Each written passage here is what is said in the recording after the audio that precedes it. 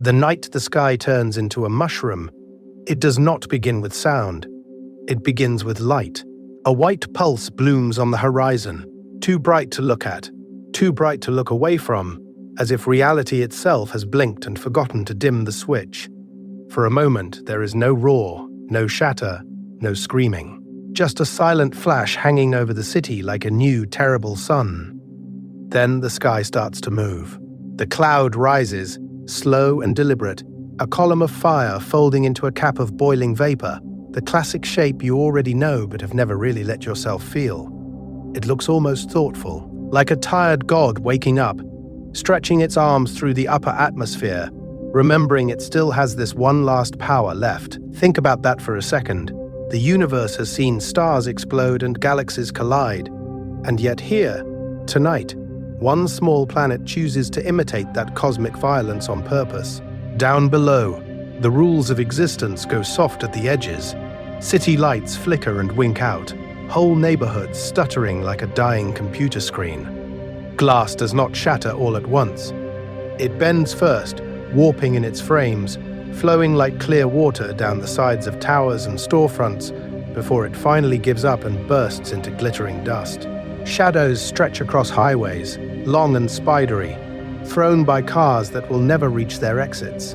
The air turns into shimmering heat, an invisible ocean rolling down the streets, and then, later, it will cool and fall as ash-filled snow. Here is the thing about time in this moment.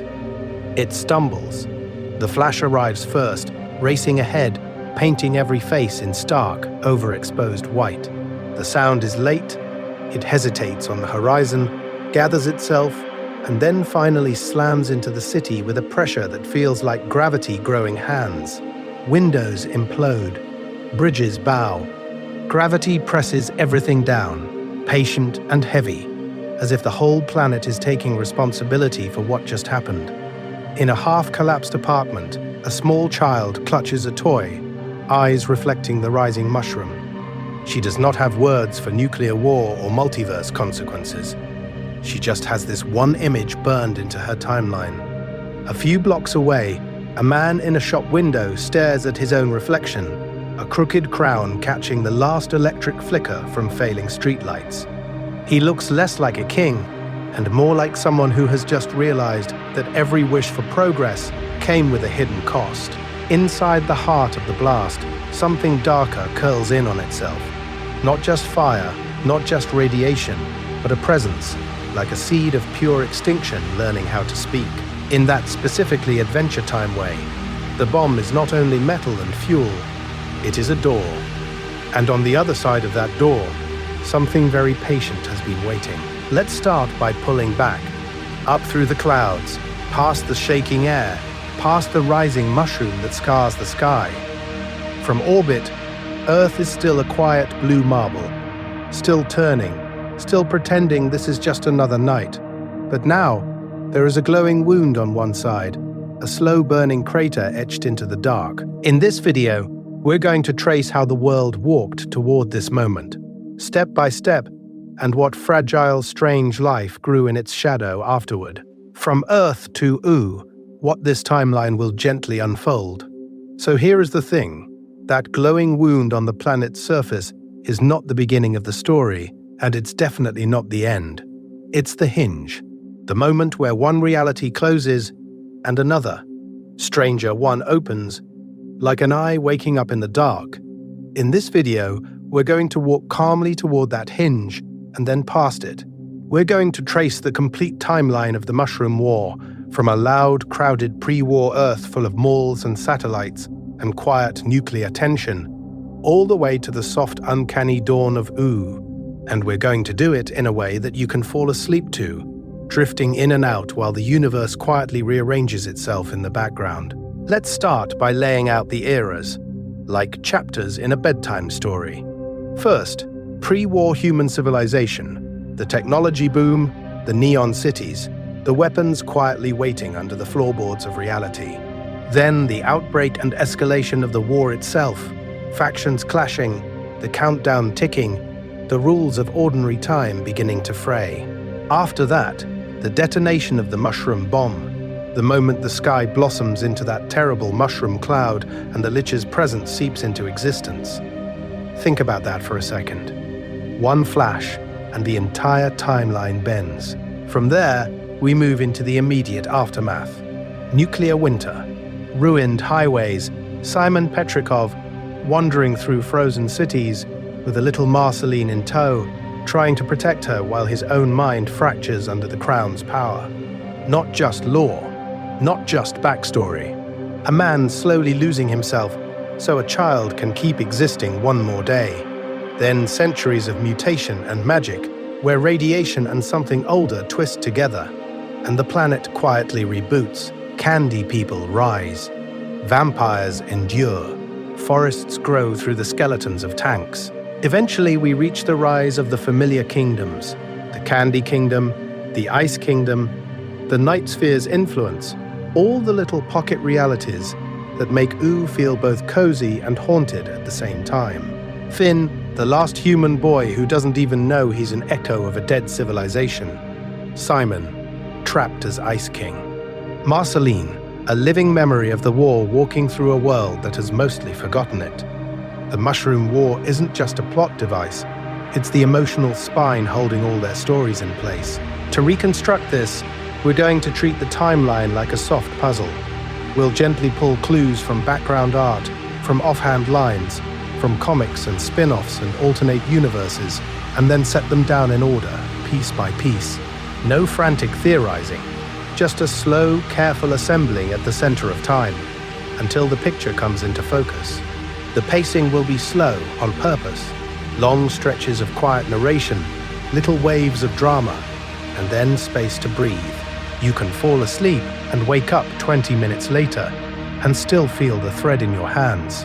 And when we move on, we'll finally step back to the very beginning of the timeline, to pre-war Earth, and listen for the first distant rumble of the Mushroom War approaching. How we'll walk through the war, a bedtime roadmap.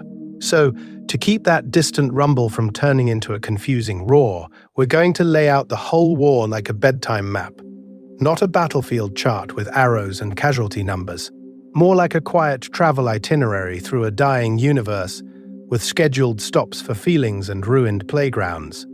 Let's start with the big arcs, the major bends in the timeline. First is the Age of Neon, the pre-war boom. This is pre-Mushroom Earth at the height of its power. Glowing cities, busy malls, satellites blinking in orbit. All that human confidence humming away while the countdown quietly arms itself in the background. Think about that for a second. People buying snacks in a food court, while somewhere the last war in human history is already penciled into the calendar of existence. After that comes the countdown years. These are the rising tension days, the off-screen meetings, the secret bunkers, the weapons with names that sound like marketing pitches for the end of reality. In this video, we're going to treat them like the long inhale before a wish is spoken. You don't see the bomb yet. You just feel the pressure in the air, the rules of the multiverse starting to bend around human desire for deterrence, for safety, for power. Then we hit the impact point, the day of the mushroom. One day, one detonation, one moment where time itself flinches. This is where the Lich's origin coils around the blast, where the mushroom cloud is not just radiation, but a spell gone wrong at the center of time. We'll walk through that day like a slow-motion replay, not loud, just precise, until you can almost see the wavefront roll across the planet and into every later episode. From there, we move into the long winter, the immediate aftermath. This is Simon and Marceline wandering through dead malls and frozen streets, huddling in abandoned cars while ash falls like grey snow. We'll stay close to them, to a single ruined arcade or a toppled tank half buried in ice, so the apocalypse doesn't feel abstract. It's not the end of the world. It's one child in a parking lot, one man losing himself to a crown. Centuries slide by, and we enter the mutant centuries. Here is the thing. The war doesn't end when the bombs stop. It lingers in the soil, in the oceans, in the DNA. Magic seeps in. Creatures twist. New kingdoms rise out of old subway tunnels. We'll pause at a sunken city here a forest grown over a missile silo there, asking quietly who survived, how humans hid, and why reality itself started to behave differently. Finally, we arrive at the dawn of Ooo, Finn's world. Candy people walking over buried highways, princesses ruling on fault lines of ancient craters. In each arc, we'll move forward through time, but we'll keep zooming in on those tiny vignettes.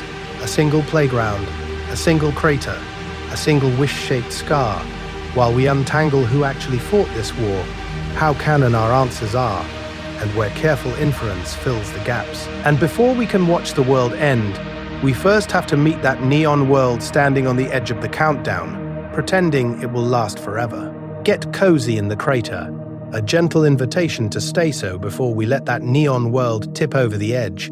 Pause for a second on your own little slice of pre-war Earth. Your room, your bed, your couch, whatever you're camped out in right now. The countdown is still ticking in the background of the universe, but you don't have to rush. You have time to get comfortable inside this timeline. Let's start by actually making this a place you could fall asleep in. If you can, dim the lights, or switch to that one lamp that makes the walls feel closer and softer. Let the screen glow be the last artificial sun in your personal reality. Lie back, or curl up, or become a blanket burrito in that specifically Adventure Time way, where you are technically a person, but spiritually a very sleepy cinnamon roll. You don't have to watch the visuals, you can just let the audio turn into a bedtime audiobook about the end of the world. Here is the thing. Videos like this, where we're going to walk calmly through ruined cities, frozen craters, and quiet human moments, take a lot of time to build. Time to chase down every frame of a mushroom cloud, every half-buried tank in Ooo, every ruined mall that shows up for 3 seconds, and never again. If you want more long, lore-deep, late-night expeditions into this universe, tapping the like button now actually matters. Think about that for a second. In some cosmic sense, liking the video is you tucking in the algorithm. You're pulling a little digital blanket over this timeline, so it doesn't get lost in the multiverse of recommended chaos. Subscribing is you quietly building a bunker at the center of time, a small reinforced pocket in your feed where more calm, strange, post-apocalyptic bedtime stories can safely exist. It is not a grand heroic wish. It is just a tiny action that shapes what your future self will find waiting at 2 a.m. And if you are still awake later, if you ride this all the way past the crater fields and into the rise of Ooo, you can leave a comment as a kind of signal flare. Tell me your favorite mushroom war clue, or the wildest theory you've seen about who actually launched the bomb, or answer the impossible question: which era of this timeline would you choose to live in? Pre-war neon cities, immediate post-war survival with Simon and Marceline, or the soft candy chaos of modern Ooo? Pattern interrupt. You don't have to decide right now. You can literally fall asleep in the middle of the question. That's allowed. The war will wait for you. So, lights low, body settled, algorithm gently tucked in, bunker quietly constructed. In this video, we're going to treat the end of the world like a bedtime story. And now that everyone is settled, we can rewind the tape of history to those last normal nights before the sky changed shape, before the mushroom cloud bloomed, before Earth woke up as Ooo.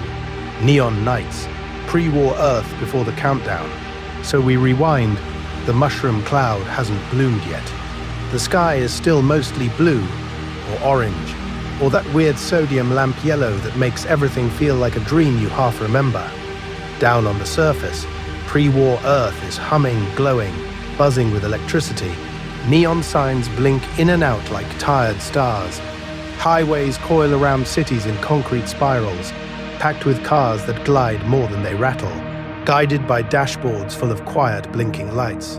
Let's start in one of those cities. You're looking out a window on the 23rd floor of some office tower that doesn't exist anymore. Below you, a river of headlights, a shopping mall shaped like a glass spaceship, digital billboards selling you wishes in the form of new phones, new snacks, new lives. Inside the mall, escalators carry people past robot janitors that sweep and hum and politely ignore everyone. In the back corridors, behind the food court, There's a locked door with a radiation warning sign. No one eating their fries is thinking about that. Why would they? Here is the thing. Adventure Time never gives us a clean, labeled flashback montage of this era, but the ruins tell on it. Tanks are buried up to their turrets in ooze soil like metal fossils. Half-collapsed office towers stick out of candy meadows at impossible angles. There are crashed spacecraft rusting in canyons, satellites frozen in decayed orbits, and entire malls mummified under tree roots. When you put all of that together, you get a quiet answer. This was late 21 Steet, maybe early 22 ND Chancery technology. Not utopian. Not cyberpunk dystopia. Just advanced enough to be dangerous. People commute through that danger every morning. They sit in traffic, scrolling through transparent screens, arguing about office politics, or breakups, or whether some celebrity secretly lives on Mars. Think about that for a second. In one timeline, the great moral debate of your day is whose turn it is to do the dishes. In the same universe, a defense satellite is being recalibrated to carry something that will one day be called the mushroom bomb. We're going to linger here, in this gap between human scale and cosmic scale, because up in orbit, experimental weapons glide in perfect silence. In underground bunkers, engineers test drones and bipedal robots that will later appear in Ooo as half-buried war relics. In secret labs, someone is sketching out containment protocols for an entity like the Lich, and someone else is quietly ignoring those protocols because there is always a deadline, always a funding meeting, always a new arms race to win. And notice what's missing. There's no visible magic yet, no wizards hurling fireballs down Main Street, no princesses whose crowns warp reality. This is still a world of physics, of geopolitics, of balance sheets and launch codes. The rules of existence feel stable even if they're being pushed. That's what makes what comes later feel so seismic, in that specifically Adventure Time way, as if reality itself will crack open in response to what humans are about to do. On these neon nights, everything looks normal from the sidewalk. Couples argue outside movie theaters. Kids play arcade games under flickering lights. Somewhere, Simon Petrikov is still just an eccentric academic, not yet an echoing voice inside a crowd. But behind all of that, in boardrooms lit by cold blue projectors, in bunkers humming with generators, in laboratories 3 levels below the parking garage, the countdown has already begun. No klaxon, no dramatic speech, just a quiet series of approvals, small compromises, and signed documents that will, eventually, bend the entire timeline into the shape of a mushroom cloud. Whispers in the bunkers. Who fought the Mushroom War? So when the countdown ends, when those quiet signatures finally cash out in fire, Adventure Time does something very deliberate. It refuses to give you a map. No neat labels. No Nation A versus Nation B. Just a world that has already lost the argument about who was right. And here is the thing. That absence is its own kind of answer. Let's start with what we actually see. We see ruined cities with intact highway systems and skyscrapers punched open like tin cans. We see rusted tanks half buried in candy grass, missile silos turned into dungeons, and war machines sleeping under the ice. You don't get that level of devastation from a small border conflict. That is the footprint of blocks, of alliances, of entire industrial ecosystems, pointed at the horizon and told to prepare for a war that will definitely never happen, until it does. The centerpiece of that escalation is the mushroom bomb. On the surface, it looks like a nuclear device. Mushroom cloud, scorched craters, the classic image of humanity finally getting its wish for ultimate power over itself. But in that specifically Adventure Time way, it will not stay in one genre. The bomb is also tangled up with extra-dimensional energy, with demonic presence, with the Lich himself either born from or unsealed by that blast. Imagine a weapon that doesn't just split atoms but punctures reality, letting something old and patient step through. Think about that for a second. A bomb that is both physics and omen, fallout and prophecy. You can almost feel the multiverse flinch, scattered across Ooo, The background tells the rest of the story. Military bunkers with automated doors, still cycling power, crashed satellites lodged in mountainsides, drone husks, mechs and those anonymous grey consoles with more buttons than any sane user interface should have.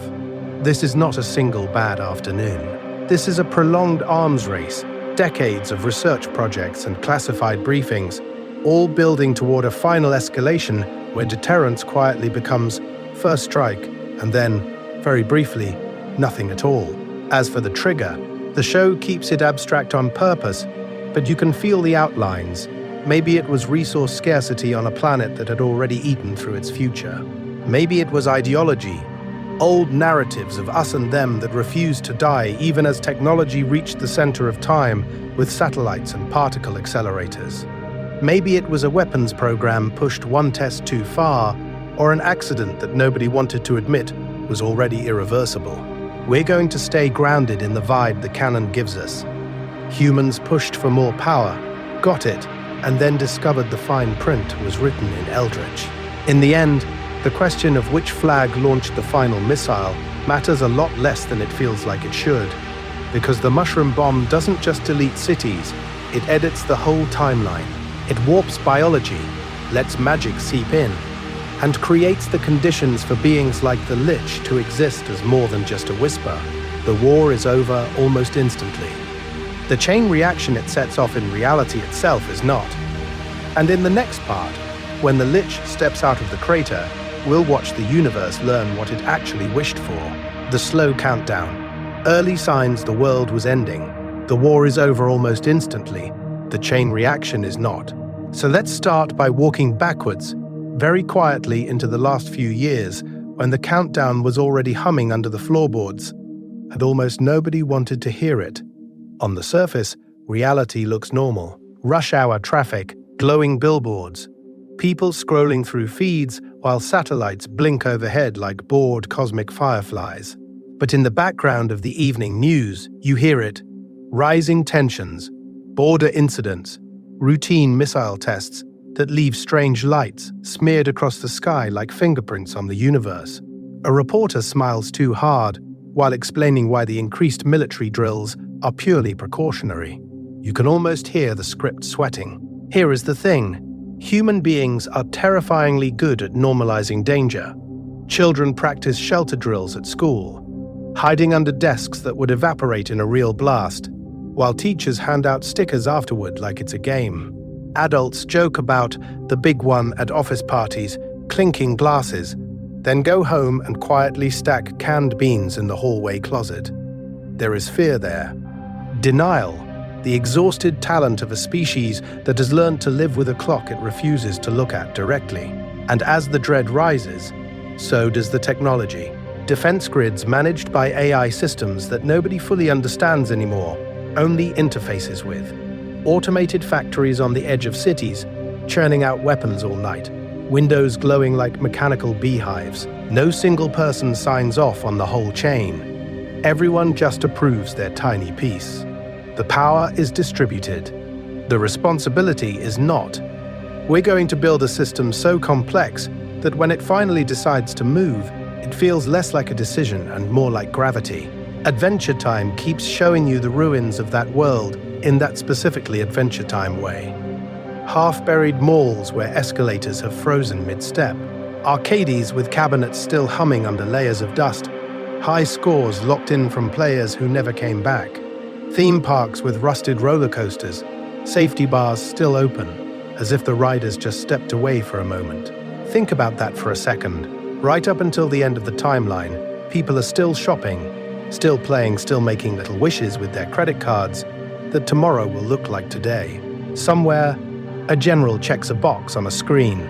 Somewhere else, an AI flags a readiness discrepancy and quietly corrects it. Deep underground, in a secure facility that doesn't officially exist, a key turns. Not dramatic. Just a small metal click that ripples through existence. Codes are read aloud in a flat voice that has practiced not feeling anything. Digits travel through cables, through satellites, through the invisible nervous system of a planet that doesn't know it has already pressed enter. The mushroom bomb has not left the ground yet, But in that moment, its fate is sealed, its trajectory carved into the multiverse like a pre-written wish. Above, the sky is still calm. Below, the launch sequence waits on a final confirmation. And in the next beat of time, in the next section, we'll follow the instant when someone, or something, decides not to stop it. The first blasts. When the war stopped being cold so the launch sequence is waiting, the mushroom bomb is still quiet in its silo. And above it, the sky is pretending everything is normal, but the world has already started practicing for the end. The war doesn't arrive as one single flash. It leaks in through the edges of everyday life. A jet you don't recognize drawing a white scar across the afternoon. A low boom rolling over the suburbs 5 seconds too late. Let's start on a night that looks almost like any other. You're on a couch. There's a cartoon on, or a game show, or some pre-war drama about office romance and tax fraud. Then the screen glitches. The colors smear, the audio stutters, and the emergency broadcast tone soars through the room. A news anchor appears, their voice too calm, their eyes not calm enough, describing limited engagements and containment zones, as if the universe can be managed with the right vocabulary. Think about that for a second. Reality is cracking, and the lower third still has a tasteful graphic. Here is the thing about the first blasts. They are both distant and personal. Somewhere, a coastal city watches missiles arc in the dark, like artificial constellations, each one a wish for someone else's destruction. Somewhere else, people are still lining up for concerts, still buying popcorn, still arguing about movie run times, while, over the horizon, a refinery goes up and paints the clouds orange. War is not an instant switch. It's a bad habit the timeline keeps doubling down on. We're going to move forward a little, into the phase no one wants to name yet. Officially, it's escalation. In practice, it's jets screaming low over farmland, tracer fire stitching across the sky, and the first experimental weapons being tested on places that won't make the front page. Out in the deserts and frozen wastes that will someday become corners of Ooo, small nuclear devices and stranger prototypes bloom, leaving behind glassed sand, twisted metal, and those oddly circular craters we later see half-claimed by candy forests and dungeons. This is where the environment starts to lose patience. Seasons slip, winter shows up early and forgets to leave. Rain falls in places that were dry for centuries, and abandons the places that depended on it. Near blast sites, plants refuse to follow the old rules. Vines glow faintly at night.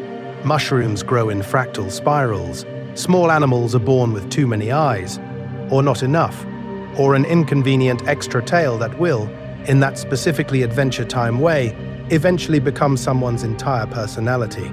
And through all of this, humans compartmentalize with almost cosmic dedication. One city evacuates into underground shelters, while another sells out an arena tour. A family in a bunker listens to distant impacts thudding through the earth like a slow heartbeat. A family in a high-rise complains that the emergency alerts are interrupting their shows. Both are living in the same universe. Both are technically correct. Pattern interrupt. Somewhere, a child makes a wish. Not on Prismo, not at the center of time, just on a falling satellite burning across the sky, hoping it's a shooting star and not anything else. The wish doesn't stop the war, but it does remind you that even here, desire is still trying to negotiate with reality. By now, scattered ruins dot the planet. Early prototypes of the dungeons and dead malls Finn will one day explore.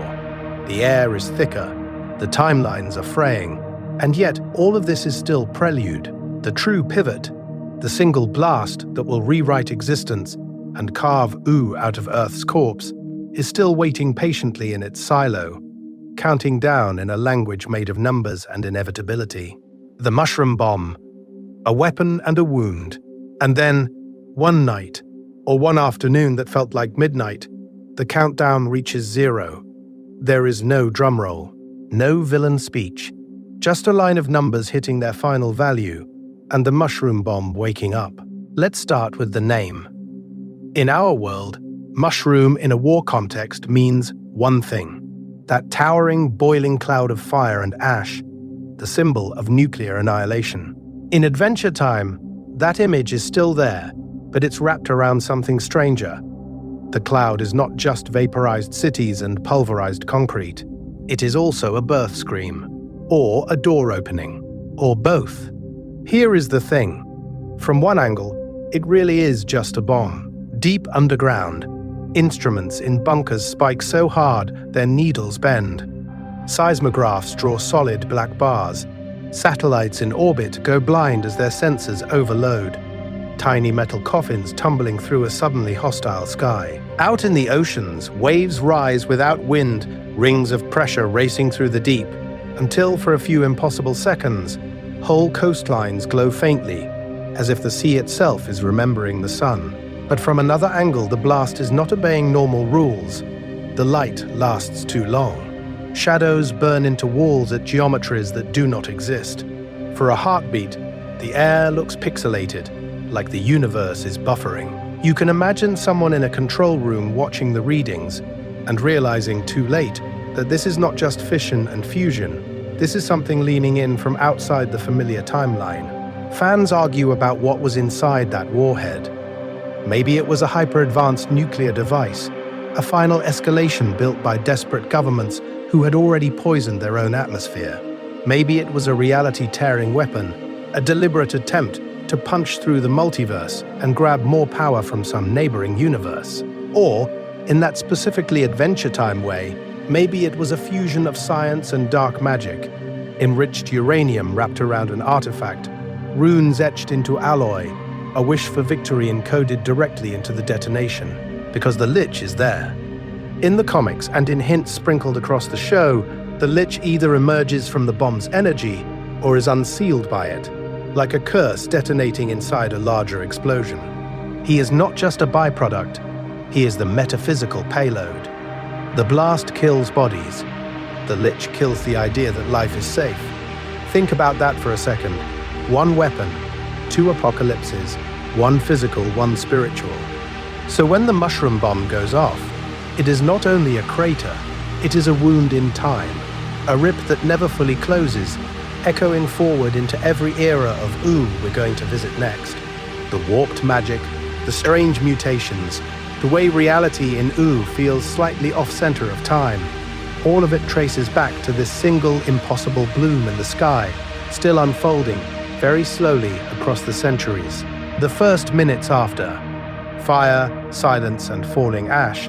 So when the mushroom bomb goes off, it doesn't just end a timeline, it redraws it in a single blinding stroke. For a few impossible seconds, the universe over that city is nothing but white. No detail, no edges, just a flat, searing erasure where reality forgets it ever had texture.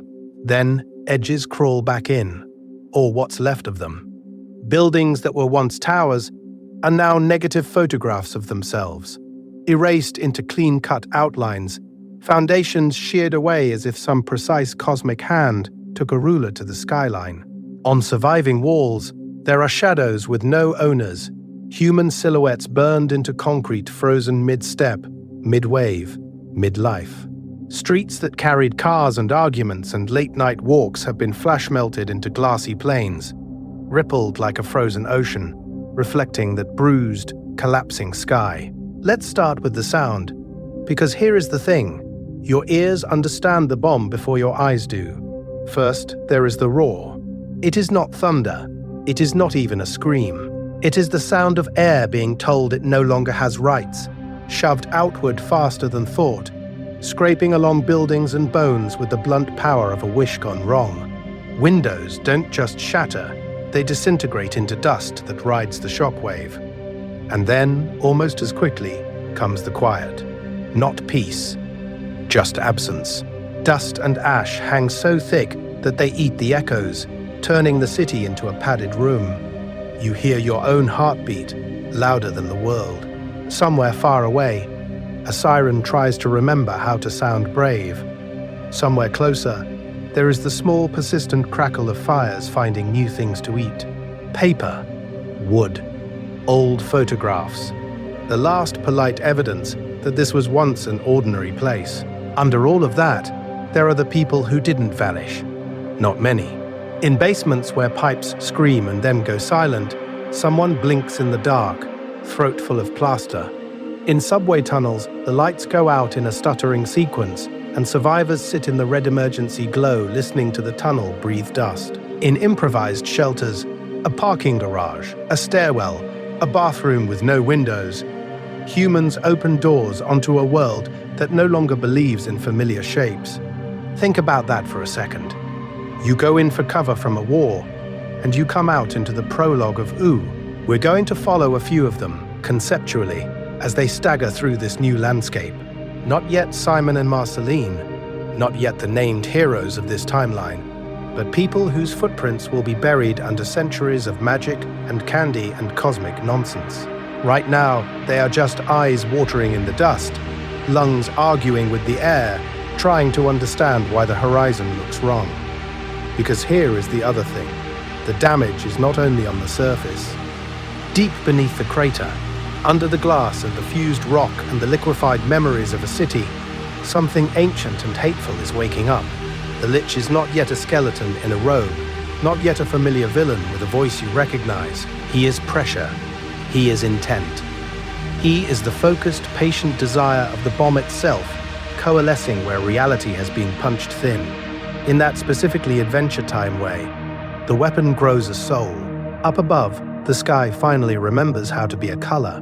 The white fades to a thick, choked gray, like a bruise blooming in slow motion across the dome of the world. And from that sky, the first ash begins to fall. At first, you might mistake it for snow. It drifts in lazy spirals, soft and almost tender, settling on overturned cars, on half-melted playgrounds, on rooftops that no longer have houses beneath them.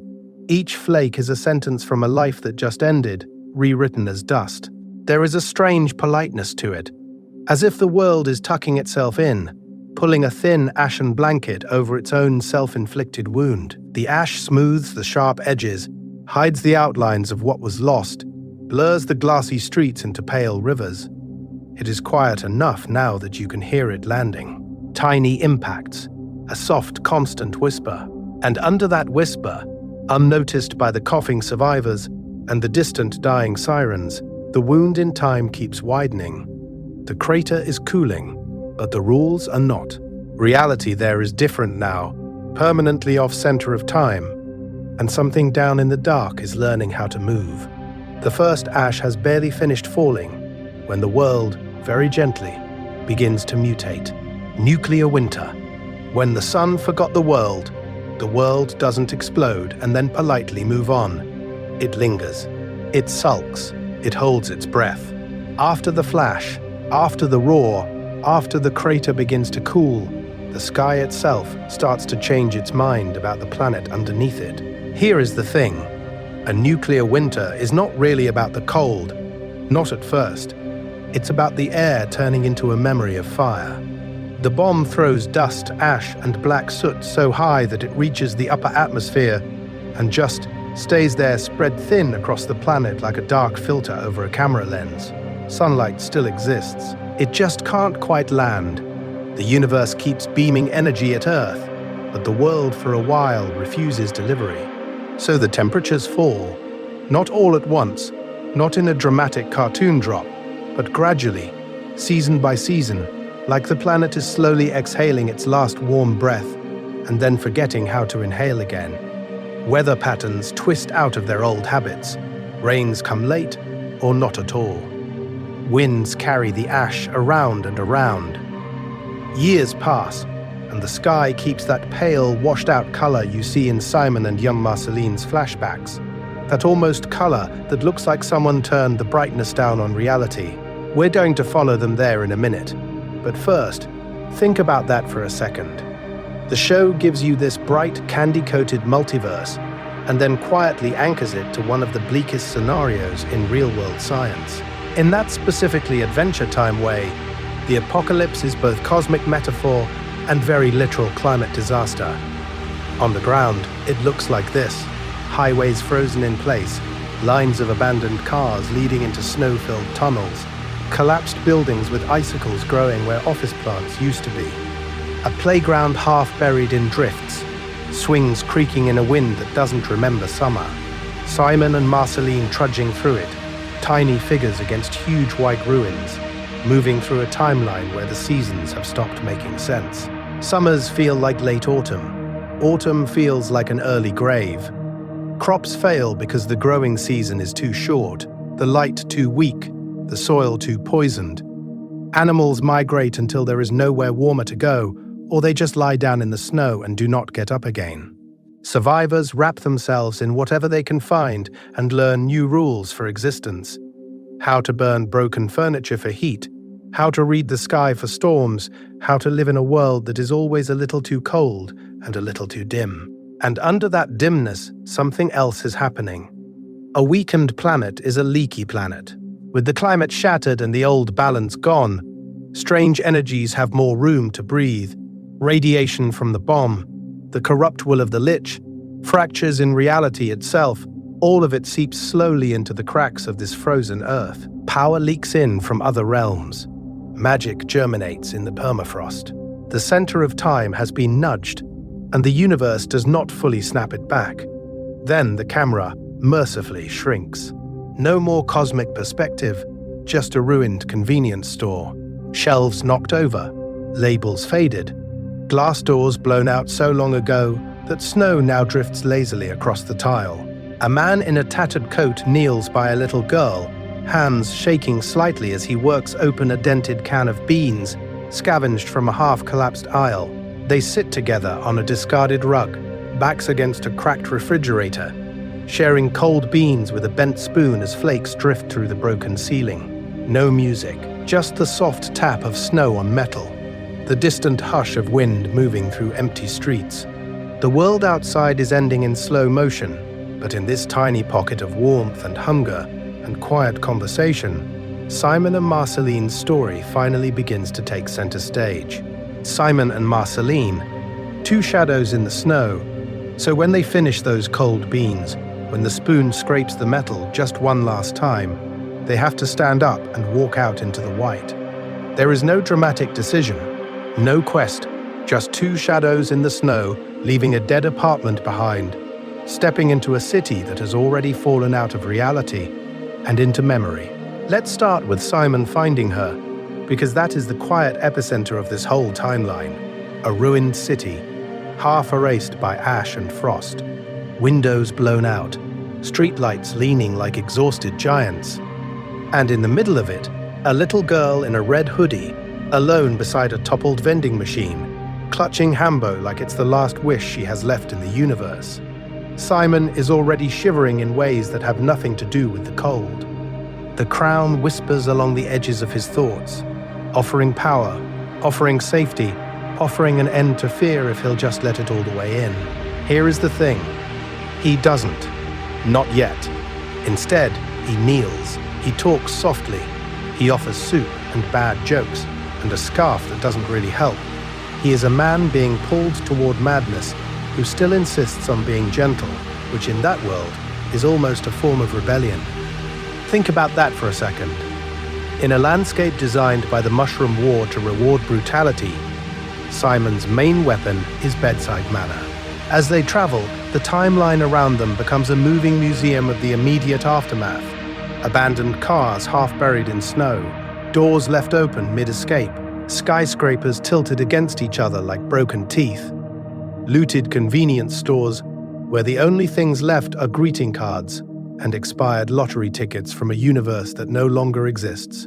Every so often, a distant sound, metal clanging, a voice yelling, something screaming. It could be another survivor. It could be a mutant. It could be the wind lying to them again. We're going to linger here because their walk through the ruins quietly answers a lot of questions about when we are in the grand Adventure Time timeline. The bomb has already fallen. Nuclear winter has settled in, turning day into a kind of permanent late afternoon. The environment is hostile but not yet magical in full bloom. You see hints of the future multiverse of Ooo, not the candy-colored reality itself. There are relief posters peeling off walls, emergency shelters with cots overturned, evidence that someone tried to follow the rules of disaster response before those rules dissolved under the weight of cosmic fallout. Marceline is afraid, but she is not only afraid. She is observant, stubborn, occasionally the one tugging Simon's sleeve away from danger when he loses track of time or stares too long at something only he can see. There is resilience there, anger, a tiny, fierce refusal to let this be the end of her story. And while he carries her through snowdrifts and sings off-key to keep her calm, another war is starting in his own mind. Each time he uses the crown to scare off a creature or survive the cold, it takes a little more of him. Identity erodes. Desire blurs. The man walking through the ruins with a child on his back shares a timeline with the future Ice King, and you can already feel those two versions of Simon beginning to overlap like ghost images on the same ruined screen. That quiet, internal collapse will echo all the way forward into the Ice Kingdom, into Finn, into the entire center of time that Ooo will become, and they just keep walking. The crown's curse in a broken world, and they just keep walking. Ruins slide by like broken teeth, the sky still hazed with the slow bruise of fallout, and somewhere in that wandering, Simon makes the worst best decision of his entire existence. Here is the thing. The crown is older than any of this. It does not belong to the Mushroom War. It is not a weapon in anyone's arsenal. It's an intrusion from some other era, some other corner of the multiverse, just accidentally dropped into a timeline that is already bleeding out. But the war's aftermath is the perfect habitat for a curse. No hospitals, no universities, no colleagues to say, "Hey Simon, maybe don't put on the haunted ice artifact again." Just isolation, stress, hunger, and the very specific terror of being the only adult with a child who trusts you. Think about that for a second. The crown's whisper doesn't have to be loud. It just has to promise power. Shelter. One more day. So he starts using it. At first, it's tactical, almost mundane in that specifically Adventure Time way. He calls down ice to scare off raiders that stalk the empty highways. He freezes contaminated water and chips away the clean center. He seals broken windows with frost, builds glittering snow bunkers in the shells of old malls where mannequins still watch from the dark. The infrastructure of the old universe has collapsed, so he replaces it with a tiny portable weather system on his own head. And it works. That is the cruel part. The crown keeps Marceline alive. It makes food last. It turns nuclear winter into something survivable, at least for a while. But every wish he makes with that power, every panicked moment he reaches for it, shaves off a sliver of Simon. Names go first, then dates, then the easy, automatic warmth in his voice when he talks to her. We're going to watch him notice it. The way he fumbles his own research history. The way his handwriting shakes in those recorded messages to his future self. Little video letters buried in the rubble of time. "I'm losing myself," he tells the camera. And by the end of the sentence, you can already hear Ice King's cadence leaking in around the edges. He is not evil. He is not even indifferent. He is just bound by rules older than he is.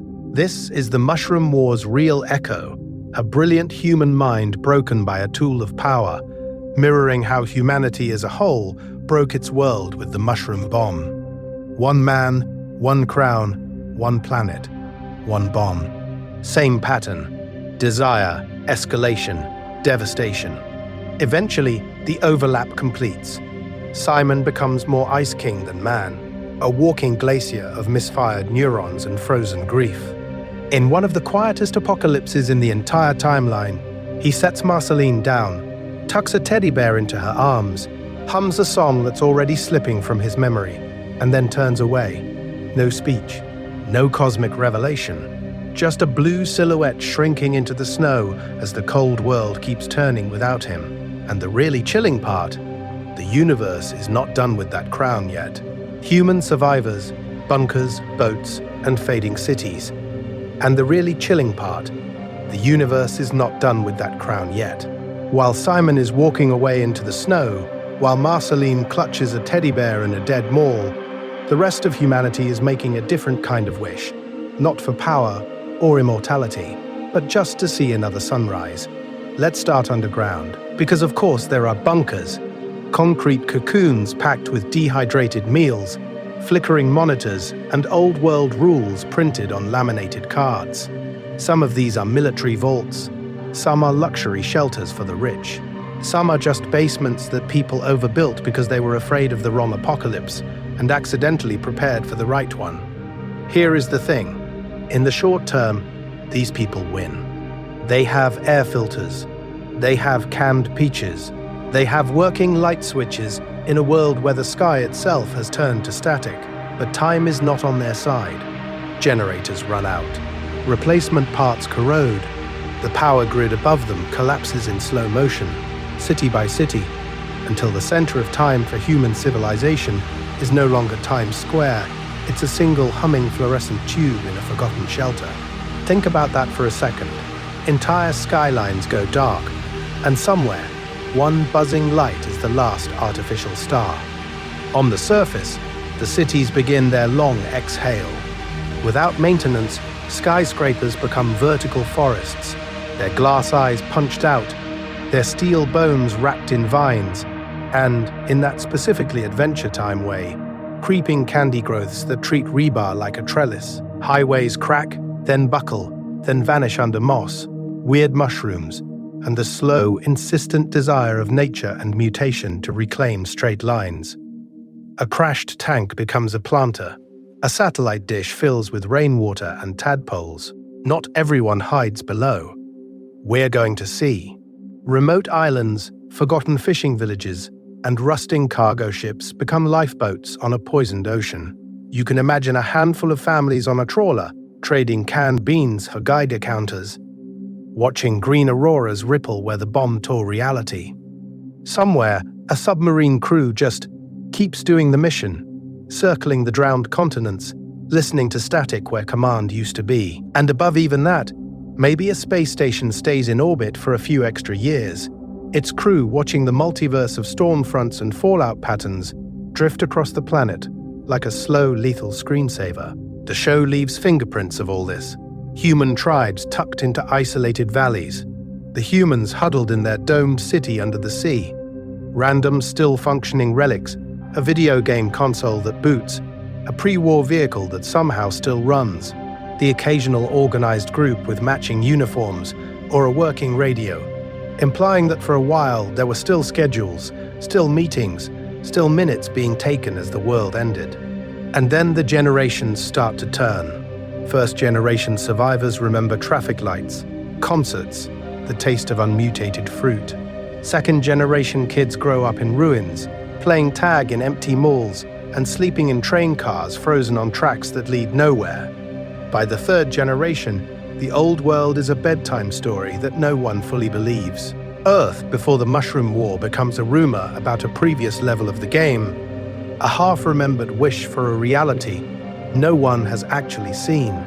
Here is where the pattern interrupts. As human civilization fades, something else is paying attention. Magic thickens in the cracks between broken highways. The bomb's radiation cross-pollinates with whatever cosmic residue was already in this universe, and new forms of life step onto the stage. Candy people, living rain clouds, vampires who adapt instead of burn. Power does not leave the planet. It just changes address. So as the last cities crumble into vertical gardens and flooded subway cathedrals, the center of time for the story shifts. Humanity becomes a rare, flickering timeline, and Ooo itself wakes up. The rules are different now. The desires are different, and in the ruins of the Mushroom War, the next era is already stretching, yawning, and getting ready to speak. The Lich awakens.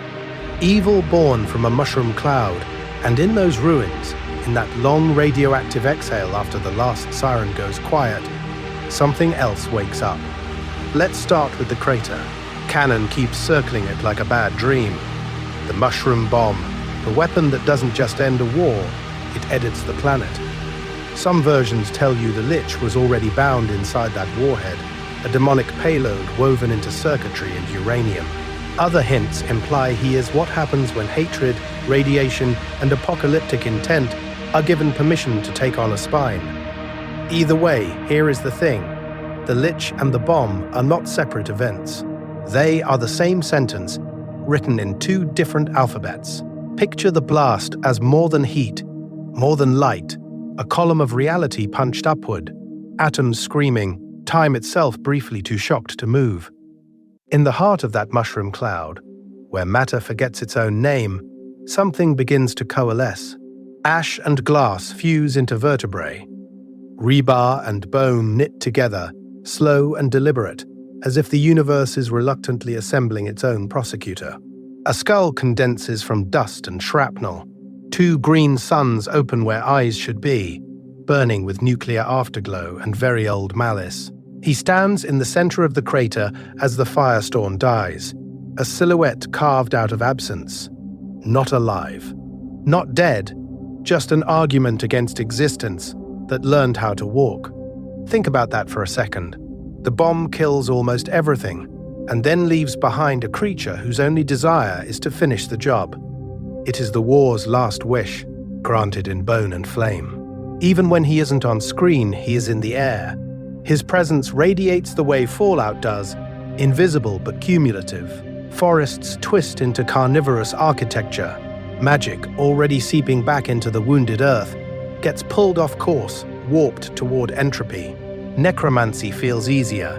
Healing feels harder. The planet is already broken by human power. The Lich just teaches the cracks to speak. In that specifically Adventure Time way, the background gags of skulls, green ooze, and whispering ruins are not neutral set dressing. They are his handwriting. He isn't just a villain. He is a thesis statement. The distilled will to annihilate, the part of humanity that looked at mutually assured destruction and said, yes, that. Give that more funding. The Lich is the war's conscience scooped out and inverted, the echo of every general who decided collateral damage was acceptable, now walking around as a skeleton in a robe. He has no interest in ruling a universe, only in ensuring there is no universe left to rule. And because Adventure Time loves a cosmic callback, his existence doesn't stay politely inside one timeline. We're going to see him bleed into Farmworld, bend Prismo's rules with a single, perfectly articulated wish, and stain the multiverse like a persistent watermark. But for now, in this part of the story, he's just one more shadow moving through the ruins, waiting for time to catch up to his extinction agenda. Mutations and magic. When physics started to slip so the Lich is out there, a walking extinction wish wrapped in bones, but here is the thing, the world itself is already starting to grant a different kind of wish. Very slowly, very quietly, the ruined Earth begins to decide it does not want to stay ruined in a normal way. It wants to mutate. It wants to get weird. Let's start near the craters. At first, the changes look like what you'd expect from a bad nuclear timeline. Animals born with extra limbs, eyes where they shouldn't be, skeletal birds that never stop screaming at the grey sky, plants that refuse to die, roots threading through busted tanks and malls, leaves growing in spirals instead of rows. But then the rules slip. A deer blinks, and the extra face on its body also blinks. A tree glows faintly at night, like it's swallowed a tiny aurora. A river turns a color that doesn't exist on any pre-war spectrum, humming softly as if it's thinking about you. At first, this is local. The blast sites are the center of time for the mutation wave, and reality ripples outward from them, slow and uneven. We're going to imagine radiation, sure, but in this universe, radiation is just the polite surface explanation. Underneath, there's a deeper theory, whispered in wizard libraries and half-remembered by beings who live longer than empires. The mushroom bomb didn't only explode, it punctured. It tore pinholes between dimensions, tiny wounds in reality where magic and entities from neighboring layers of the multiverse could leak in. Think about that for a second. You don't just have fallout, you have fall-in. Energies with no name on pre-war periodic tables begin seeping into oceans and bones and soil. Wishes, in a very loose cosmic sense, start getting answered at the cellular level. Life wants to continue, so it is granted new forms. Life wants power, so it is granted new tricks. In that specifically Adventure Time way, the results are both horrifying and oddly cute. Early, half-finished candy people slough off from experimental food labs and warped grocery aisles. Sugar and consciousness fused by stray magic. Proto-slimes bubble up from sewers where chemical runoff meets extra-dimensional ooze, gradually learning to wobble with intent. Wolves and bears pick up just enough awareness to hesitate before killing, and that hesitation is the first microscopic step toward the sentient animals you'll meet in Ooo. None of this is clean. None of it is planned. Generations pass. The sky clears. The cities sink under moss and caramel and creeping vines that move when no wind is blowing. Human memory frays. Children grow up with three-eyed fish as normal dinner, with talking mold as a mildly annoying roommate. Mutations stop being aberrations and settle into the background hum of existence, like traffic once was. And this is the pivot. This is where Earth, capital E, quietly resigns its job, and Ooo clocks in for the night shift. The continents are the same, but the narrative has changed. The planet stops being a ruined battlefield and starts becoming a storybook, written by radiation, regret, and leaking magic. But if the world is softening into a fairy tale, who exactly is learning to rule this new, pliable reality? And who is quietly rewriting the rules of life itself just off-screen? The mutant centuries, time passing over broken concrete, so time moves in. Not as a hero, not even as a healer. Time just seeps across the broken concrete, across the glass deserts and rusted rebar, the way water slowly fills a crater, and, a few centuries later, people call it a lake. Let's start with the skyline. Those pre-war skyscrapers you glimpse in flashbacks, all neon and glass and human confidence, they don't fall in one dramatic collapse. They sag. Windows pop out one by one. Steel skeletons rust through, floor by floor, until the whole tower slumps sideways and becomes a crooked hill. Give it a few hundred quiet winters, and that hill grows moss, shrubs, then whole trees, until a future candy person might look at it and think, wow, what a weirdly symmetrical mountain. Think about that for a second. A shopping mall food court, slowly becoming a forest floor. Highways crack, curl and slide into ravines. Parking lots turn into wetlands, then into deep green thickets. Elevators fill with soil and ferns. The planet is doing urban renewal with no one in charge. And in that specifically Adventure Time way, the radiation and the leaked magic don't just poison the land. They remix it. They turn it into a new pitch for reality. Here is the thing. Mutation doesn't stay chaotic forever. At first, it's raw power, wild and lethal, turning fish into teeth with fins and trees into glow-in-the-dark hazards. But over centuries, it stabilizes into ecosystems. The sugar-saturated fallout and stray enchantments congeal into whole candy forests, where licorice roots and marshmallow saplings compete for sunlight like normal trees. Just edible. Slime runoff gathers in low places and becomes slime marshes, with their own rules, their own fluorescent food chains. Volcano belts and old weapons arrays merge into fire kingdoms, where heat-loving beings evolve in tandem with ancient reactors. The poles, cracked and flooded, freeze around buried weapons. And that gives you ice-dominated regions where magic and machinery collaborate to keep everything unnaturally cold. Meanwhile, the humans. At first, there are pockets, like Simon and Marceline wandering ruined cities, or bunker communities waiting for the all-clear that never comes. Then there are villages clinging to the edges of safer zones, trading with early mutants, making uneasy alliances with vampires and stranger neighbors. Over time, those alliances stop being alliances and start being ancestry. Humans marry in, disappear into bloodlines, or just get overshadowed by new magical species who can fly, regenerate, or casually outlive empires. By the time we're going to call the planet Ooo, humans are rare enough that finding one feels like discovering a myth that accidentally walked out of a bedtime story. Above all of this, the forgotten technology keeps humming. Satellites still orbit, cameras staring down at a planet no one is reporting on. Automated drones follow ancient patrol routes over continents that no longer exist on their maps.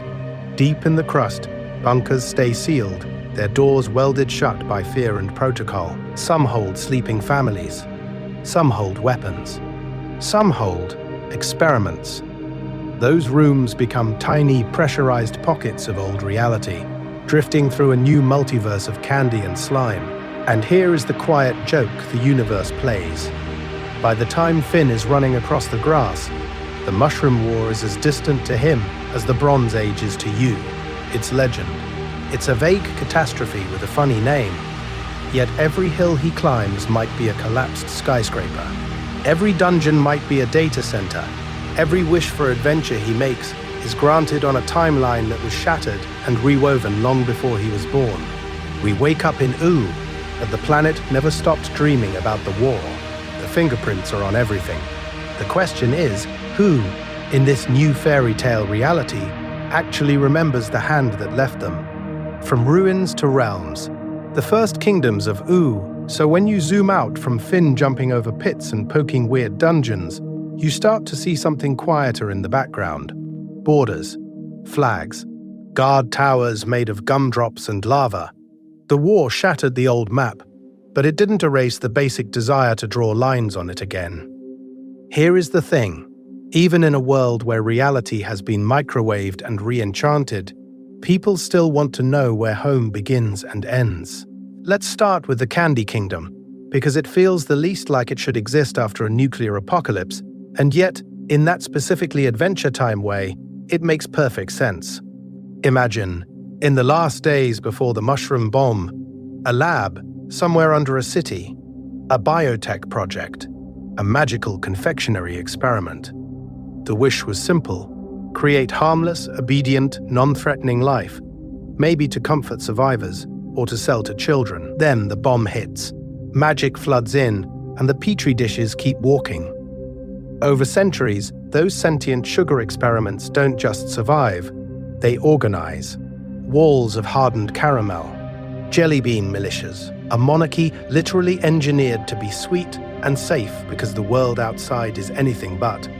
Princess Bubblegum doesn't just rule candy, she curates a reality where the war can't follow you in. Bright colors as policy, hospitality as defense strategy. Think about that for a second. In a universe built on trauma and fallout, the Candy Kingdom is a deliberate overcorrection, a soft power against the old timeline. On the other side of the spectrum, you get the Fire Kingdom. No gumdrop battlements here, just basalt, magma, and a culture that grew out of heat, the way mold grew out of the ruins.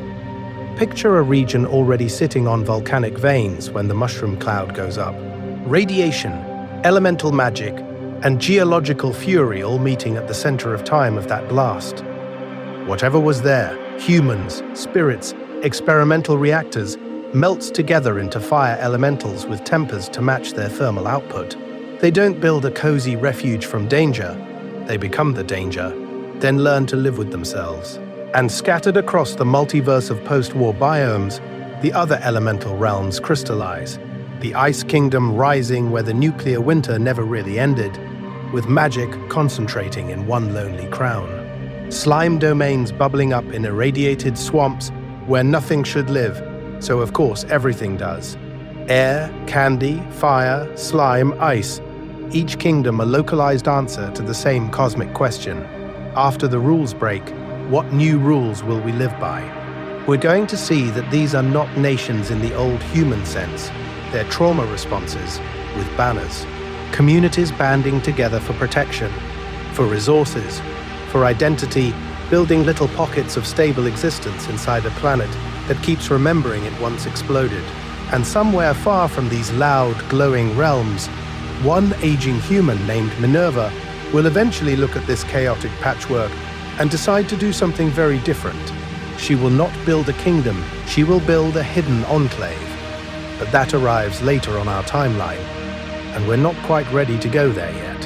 Vampires, night spheres, and other post-war powers Minerva is hiding, quietly in one corner of the map.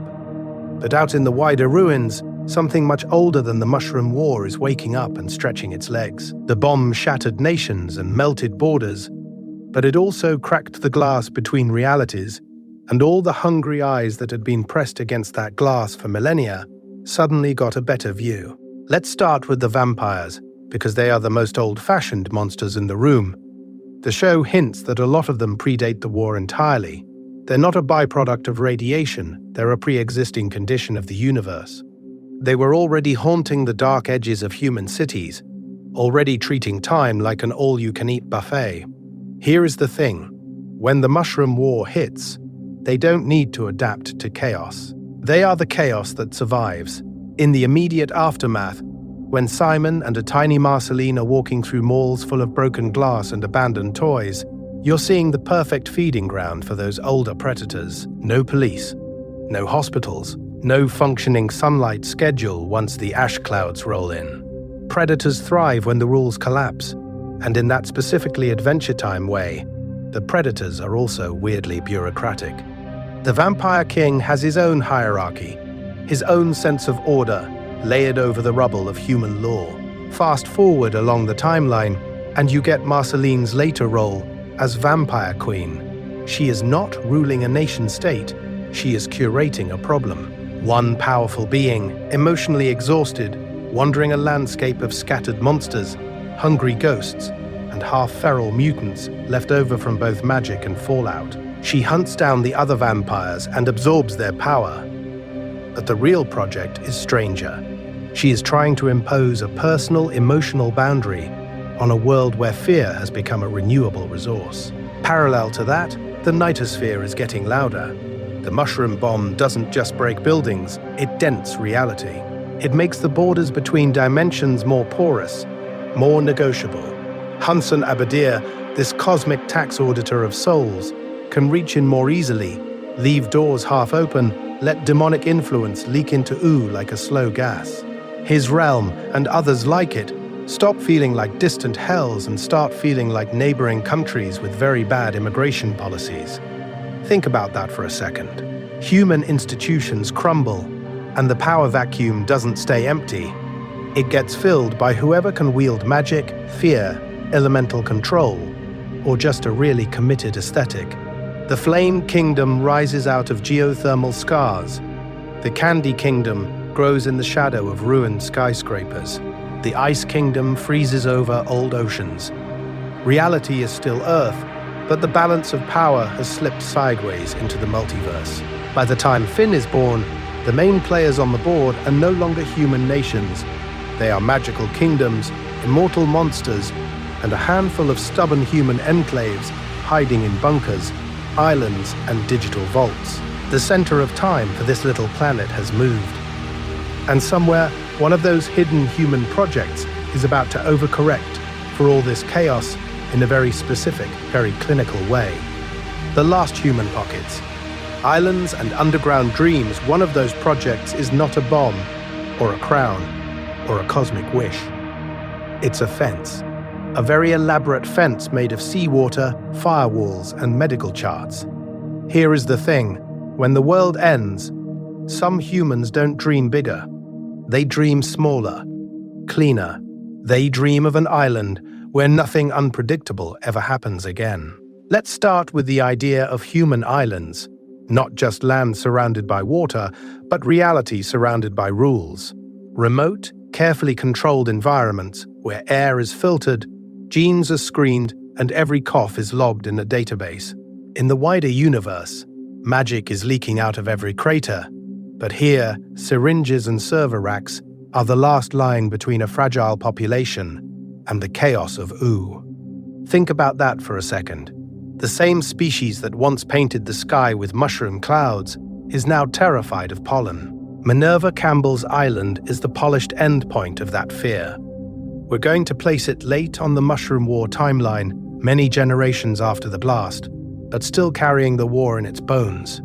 The founders are almost certainly late war or immediate post-war survivors.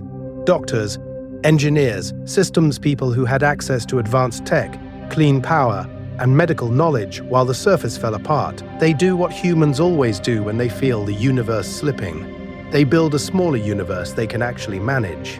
So you get an island that is half hospital, half server farm, vaccines instead of vampire hunters, digital assistants instead of wizards, Over time, those emergency protocols harden into culture. Quarantine becomes religion. Safety drills become holidays. The outside world is not just dangerous, it is mythological. Children grow up thinking the mainland is basically a haunted multiverse full of disease and narrative inconvenience. This is the pattern for these enclaves. First generation, survival and triage. Second generation, optimization. Third generation, amnesia. They turn inward. They focus on stability, on predictability, on making sure no one ever has to watch the sky catch fire again. The wider, weirder world fades into rumor. You can see echoes of this in the way Minerva's community reacts to Finn, not as a miracle, but as a biohazard with great abs. And Minerva's island is probably not the only pocket. Somewhere under a collapsed city, an underground vault might have sealed at the first sirens, full of canned food and old cartoons looping on dead screens. In orbit, a pre-war habitat could have spun silently for decades, its descendants eventually falling back to Ooo like confused comets. Cryogenic facilities might have thawed on broken timers, releasing people out of sequence with the timeline, waking up into a universe that has already moved on without them. Most of these projects fail. Power runs out. Filters clog. The Lich whispers through a cracked monitor. But a few work just long enough to scatter human descendants into the new ecology of Ooo. Little control experiments accidentally released into the wild. And that is the quiet contrast the show builds. On one side, sterile climate-controlled bubbles clinging to pre-war ideas of order. On the other, the wild, vibrant chaos of Ooo, where candy people duel liches and a vampire queen plays bass over a nuclear graveyard. Finn will grow up at the intersection of those forces, a bridge between bunker logic and adventure logic, between the desire to lock reality down and the power of letting the universe be strange again. Rust and candy. Reading Oo's landscape as a history book, Finn grows up in a world where the ground is lying to him. The grass pretends to be just grass. The candy hills pretend to be just candy, but under almost every bright surface there is metal, and concrete, and bone. Here is the thing. Once you start seeing Ooo as a layered fossil bed of timelines, you can't unsee it. Let's start with the easiest clues, the ones the show practically waves in your face while a penguin does something absurd in the foreground. Rusted road signs, half swallowed by vines, broken overpasses that lead nowhere, hanging in the air like punctuation marks at the end of a sentence no one remembers. Cars, half buried at odd angles, like the universe just gave up mid-traffic jam. And far in the distance, skyscraper skeletons, their ribs poking through candy growths and magical forests. They're not just cool background art. They're the pre-war world, frozen mid-collapse. We're going to treat each of those as fossils, not metaphorical fossils, narrative fossils. A rusted highway sign is a tiny museum exhibit from a reality where humans commuted, checked the time, got annoyed at rush hour. A snapped overpass is the exact moment when the Mushroom War's power rippled through concrete and rebar. The show rarely points at them and explains. It just lets them sit there, like bones in a desert, while the plot chases some wish or some dungeon loot. Think about that for a second. You're watching a Candy Kingdom party, and in the same frame, there's the twisted frame of what used to be an office tower. On one level, it's just set dressing. On another, it's the universe quietly reminding you there was a whole existence here before this one, and it ended hard. The deeper you go, the more explicit it becomes. Dungeons built into old subway tunnels, with slime and treasure chests laid over tiled walls and dead escalators. Castles perched on the pancaked remains of office buildings, their foundations literally human paperwork and cubicles. Caves that turn out to be underground parking garages, with stalactites growing from sprinkler systems and sword fights staged between fossilized minivans. The rules of Oo's architecture are simple. Take whatever the Mushroom War ruined and grow something strange out of it. There is comedy in that. Quiet, dry comedy. An apocalyptic multiverse turned into a playground where a vampire queen plays bass in a bombed-out concert hall. and a dog with cosmic stretchy powers naps in a crashed car. But there is also a gentle invitation. Every time you see a ruin, you can imagine the before. Who stood in that subway, checking their watch? Who parked in that garage, not knowing they were 3 hours from a mushroom cloud that would crack their reality open and let magic leak in? The show never answers, and that absence becomes its own kind of power. In that specifically Adventure Time way, every silly, colorful adventure is happening on top of a graveyard of human history. The candy, the quests, the wishes, all of it is layered over a mass extinction event the characters barely remember. And as we move forward in this timeline, keep that double exposure in mind. Ooo on the surface, the mushroom war underneath, both coexisting in the same long, strange night of time. The Lich's long shadow, evil across eras, so when we say Ooo is built on a graveyard, we're not just talking about cities and skeletons. We're talking about something that never really died. A pressure in reality. A direction that the universe keeps trying to fall toward. And that direction has a face. The Lich. Let's start with this. Even when the Lich is gone, he isn't. He is imprisoned, shattered, reduced to a whisper in a well or a seed in a snail, but his existence leaves a kind of psychic fallout. Places he's touched look wrong. Forests rot faster. Caverns feel too quiet. The air hangs heavy, like the world is holding its breath. You walk past the Lich's old lair, and the ground itself feels haunted, as if the mushroom war is still echoing there, replaying in slow motion. Here is the thing. The Lich is not just a villain, he is a continuation of the war's core desire. The mushroom bomb was humanity saying, if we can't win, no one does. The Lich is that logic given bones and antlers. His only wish is the end of all life, and that is not a new idea in this timeline. It is the war's last strategic doctrine, now wrapped in green fire. Think about that for a second. Every time he stirs, it's like the war itself is rolling over in its sleep. You can trace the post-war centuries by his imprisonments and resurgences. The ancient heroes turn him into a tree. Later, Billy defeats him and seals him in amber. Finn and Jake reduce him to a harmless-looking baby. Each of these moments is a milestone, a spike on the graph of existence where recovery almost derails.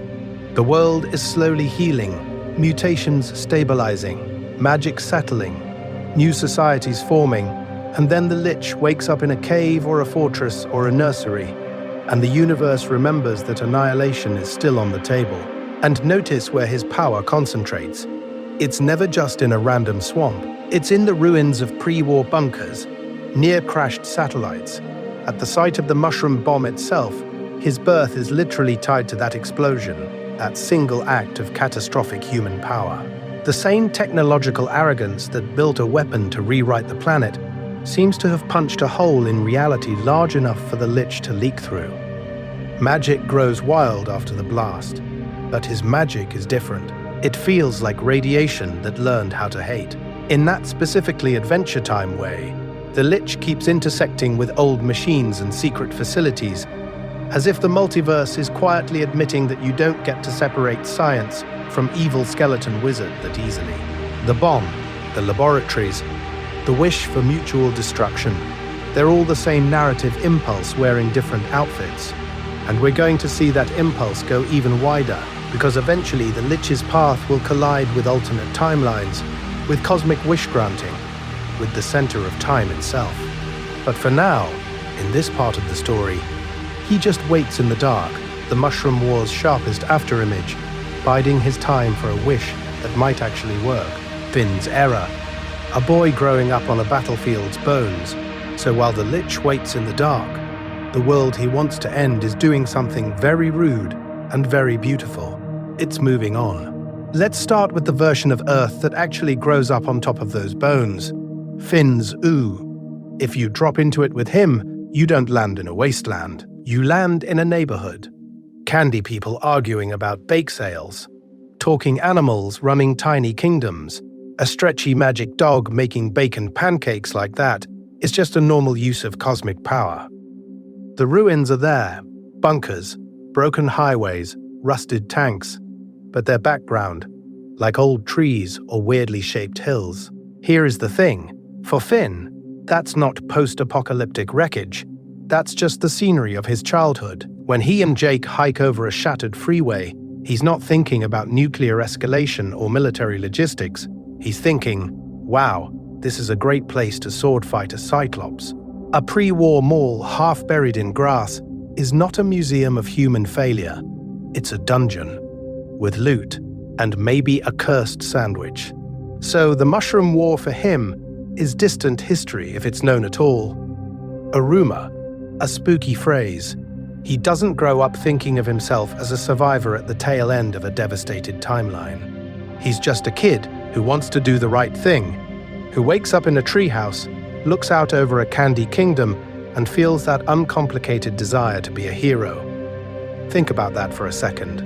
You are literally the last known human boy, and no one sits you down to say, by the way, your species detonated reality. That ignorance is protective. It means he can charge into danger with this almost reckless joy. He's not paralyzed by the knowledge that humans once cracked the universe open with a mushroom-shaped wound.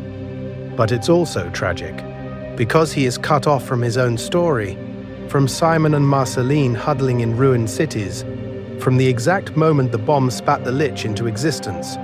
We're going to see that disconnection every time he stumbles into the war's leftovers. A dungeon is often an old bunker with flickering pre-war lights, and security bots still following orders from a government that no longer exists. A magic artifact is frequently pre-war tech, humming with radiation and forgotten rules. A cute little crown in a treasure room once rewrote a man's mind and helped him survive the ash-choked sky. And then there are the direct collisions. The Lich, whose very bones are braided into the mushroom bomb's energy, keeps intersecting with Finn's path, not because Finn understands that original detonation, but because history has inertia. The blast wave keeps echoing forward in time until it hits a boy with a sword. Finn doesn't set out to heal a ruined Earth. He just helps one candy person, one village, one haunted dungeon at a time. But that is the quiet paradox of his existence. Without knowing it, he is slowly mending the world his ancestors broke.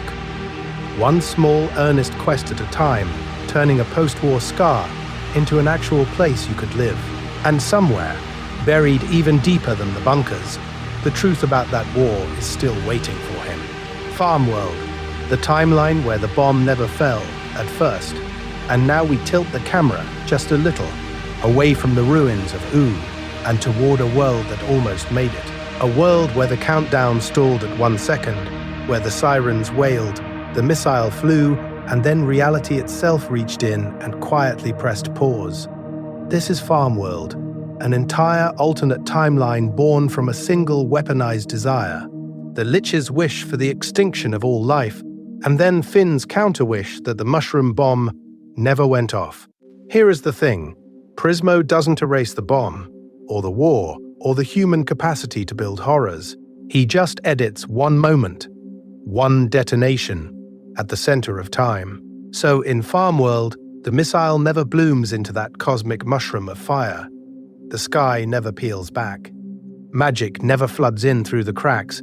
Instead, we're going to a version of Earth that kept limping forward in a more familiar way, through recessions and blackouts and water shortages and political decay. You still have guns, not grass swords. You have tractors, not candy people. You have a Finn who is literally a farm boy, not the last heroic human of a magical age. Visually, it feels wrong in that specifically Adventure Time way.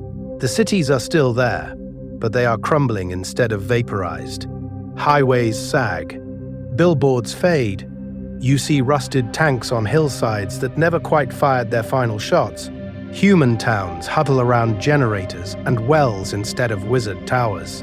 It looks uncomfortably close to our own reality, like someone took a photo of modern Earth, dragged the brightness down, and left an unexploded bomb half buried in the background, because the bomb is still there, frozen in ice, sleeping under the surface, like a god that missed its cue.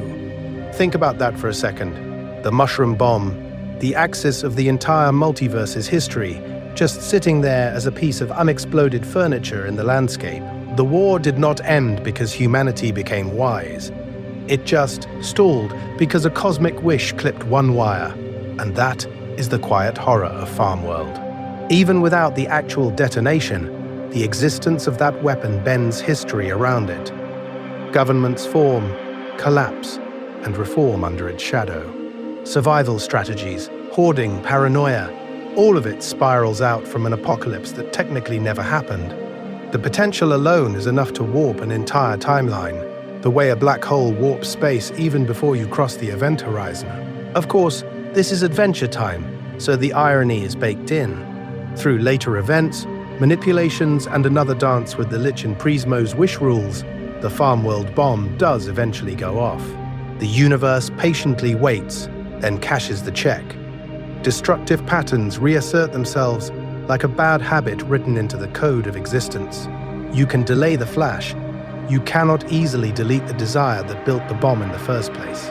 So Farm World becomes a mirror, held up to held up to us. One timeline drowned in magic because the bomb exploded, one trudging through scarcity because it did not, both absolutely defined by that weapon's reality. Every version of Earth's story bends back to that mushroom-shaped pivot point, and somewhere beyond both, in the time room at the center of time, a pink Wishmaster watches yet another Earth try and fail to step out of its own glassed radius. Wishes, timelines, and the war that always wants to happen. And here is the thing. Even when an Earth manages to dodge the blast, it never really escapes the shadow of the mushroom bomb. The shape of the cloud just changes. It becomes a threat in a vault, a weapon on a pedestal, a legend everyone pretends is ancient history, while quietly building new ways to end the world. Let's start with the simplest, strangest rule Adventure Time gives us. If you can articulate a clear wish to Prismo, reality will rearrange itself to honor it. The Lich wishes for the extinction of all life, and the universe responds with Farm World, a frozen, miserable Earth where the bomb never went off, but everything is still held hostage by its existence. One sentence from a skeleton demigod, and suddenly there is an entire alternate timeline of humans trudging through scarcity, hoarding technology, worshipping the bomb like a terrible sun in a box. In Farm World, the mushroom bomb is not a memory. It's an idol. It's the glowing orb in the Ice Thing's crown, the secret engine under the ice. Finn's family lives in its gravitational field without even knowing the math. That is the paradox. The wish prevented the war and still preserved the war's endpoint in miniature, like reality was contractually obligated to keep that nuclear seed somewhere in the story. Think about that for a second. We're going to see this pattern over and over. Prismo intervenes, Finn intervenes, even the show itself intervenes, and yet the same motifs keep bleeding through timelines. A bomb, a lich, a civilization that pushed its power too far and now has to live in the fallout, literal or metaphorical. The war is a specific historical event, yes, the day the sky turned into a mushroom-shaped wound, but it's also a symbolic inevitability, the place you arrive when desire outruns wisdom and no one hits the brakes. Philosophers sometimes talk about fixed points in time, moments so consequential that the multiverse bends around them instead of erasing them. Adventure Time takes that idea and wraps it in candy colors and skeleton hands. You can delay the detonation, you can move it into a crown, you can drown the planet in magic instead of radiation, but the narrative keeps curving back toward the same lesson. Give a species enough power with no corresponding growth in responsibility, and something like a mushroom war will bloom.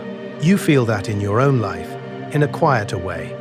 Whole generations inherit mistakes they never voted for. Climate crises, old wars, technologies unleashed before anyone wrote the user manual. And even if you had a cosmic wish, you suspect you wouldn't be able to cleanly delete them. You might just displace them, Farm World style, into some other corner of existence where they wait to be rediscovered by a curious kid with a sword. And somewhere at the center of time, Prismo is watching all of this on his wall of screens, seeing every timeline try different moves and still circle the same fixed points. To really understand how the Mushroom War keeps echoing, how one wish can fracture reality and still not escape that mushroom-shaped attractor. We'll have to leave Earth's surface behind, float up into the time room, and sit on the couch next to the Wishmaster who's already watched this war happen in more universes than he can count. A quiet pause, breathing before we enter the time room. So before we actually float up into the time room and plop down on that cosmic couch, we need to do something much smaller. We need to breathe. Because we've just walked through centuries of disaster in a few minutes of screen time, and your brain is very politely pretending that's normal. Let's start by looking back at where we've been. We began in those pre-war neon nights, human cities buzzing with technology, satellites overhead, quiet military bunkers humming under the surface. There were malls, tanks, office towers, and somewhere in all of that, an invisible countdown embedded in the architecture of reality itself. Think about that for a second. People ordering takeout while a mushroom-shaped destiny waits in a silo. Then the countdown hit 0. The mushroom bomb bloomed into that impossible cloud, and the universe changed palettes. We moved through nuclear winter, through ash-choked skies and frozen highways, through Simon Petrikov stumbling across a little girl named Marceline in the ruins of a supermarket. No more neon. Just flickering campfires in collapsed parking garages, and a crown that could save her while it slowly erased him. From there, we watched the mutations and the magic seep in. Radiation and sorcery braided together until the Land of Ooo rose out of the bones of Earth. Candy kingdoms grew out of laboratories and disaster bunkers. Vampires ruled, then fell. Forests swallowed freeways. Ruined tanks became playgrounds. And eventually, in that specifically Adventure Time way, the world that ended turned into a place where a human boy and a stretchy dog could go on deeply silly, cosmically important quests. Here is the thing. Somewhere along that path, our focus shifted. At first, this was human-scale tragedy. One war, one bomb, one scared kid with a shopping cart and a magic crown. But as we moved into Finn's era, the Mushroom War stopped being just an event and started feeling like bedrock. It became a sedimentary layer of story, buried under candy, dungeons, and jokes about punching demons. So right now, before we zoom out again, let your body catch up. Unclench your jaw. Adjust your pillow or your blanket. If you missed a date or a minor kingdom, or whether that one crater was pre-war or post-war, it does not matter. The timeline will hold without you memorizing every frame. You are allowed to let details blur at the edges, because we're going to widen the frame, up to the center of time, where beings like Prismo watch these timelines scroll by on infinite screens. The next phase isn't just what happened after the bomb, it's what does a war look like from outside the universe, where wishes, rules, and cosmic paperwork can rewrite existence with a sentence. Imagine the camera pulling back from Ooo now, past the clouds, past the atmosphere, past the orbiting wreckage of old satellites, farther, until Earth is just another marble in the multiverse. And then, with a quiet snap, we're inside a strange, cozy room floating in the time stream, a carpeted pocket of reality, with a TV, a couch, a pickle jar, and someone already watching the Mushroom War like it's their favorite late-night rerun. The time room window. Watching the Mushroom War from outside time, they're watching it the way you might watch a comfort show you've seen 100 times. The screen glows, the couch sags, the universe rearranges itself into channels and commercials and reruns of the end of the world. Let's start with the room itself.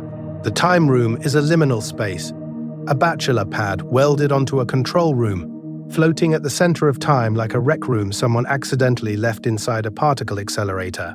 There's the couch, the TV, the pickle jar, the carpet.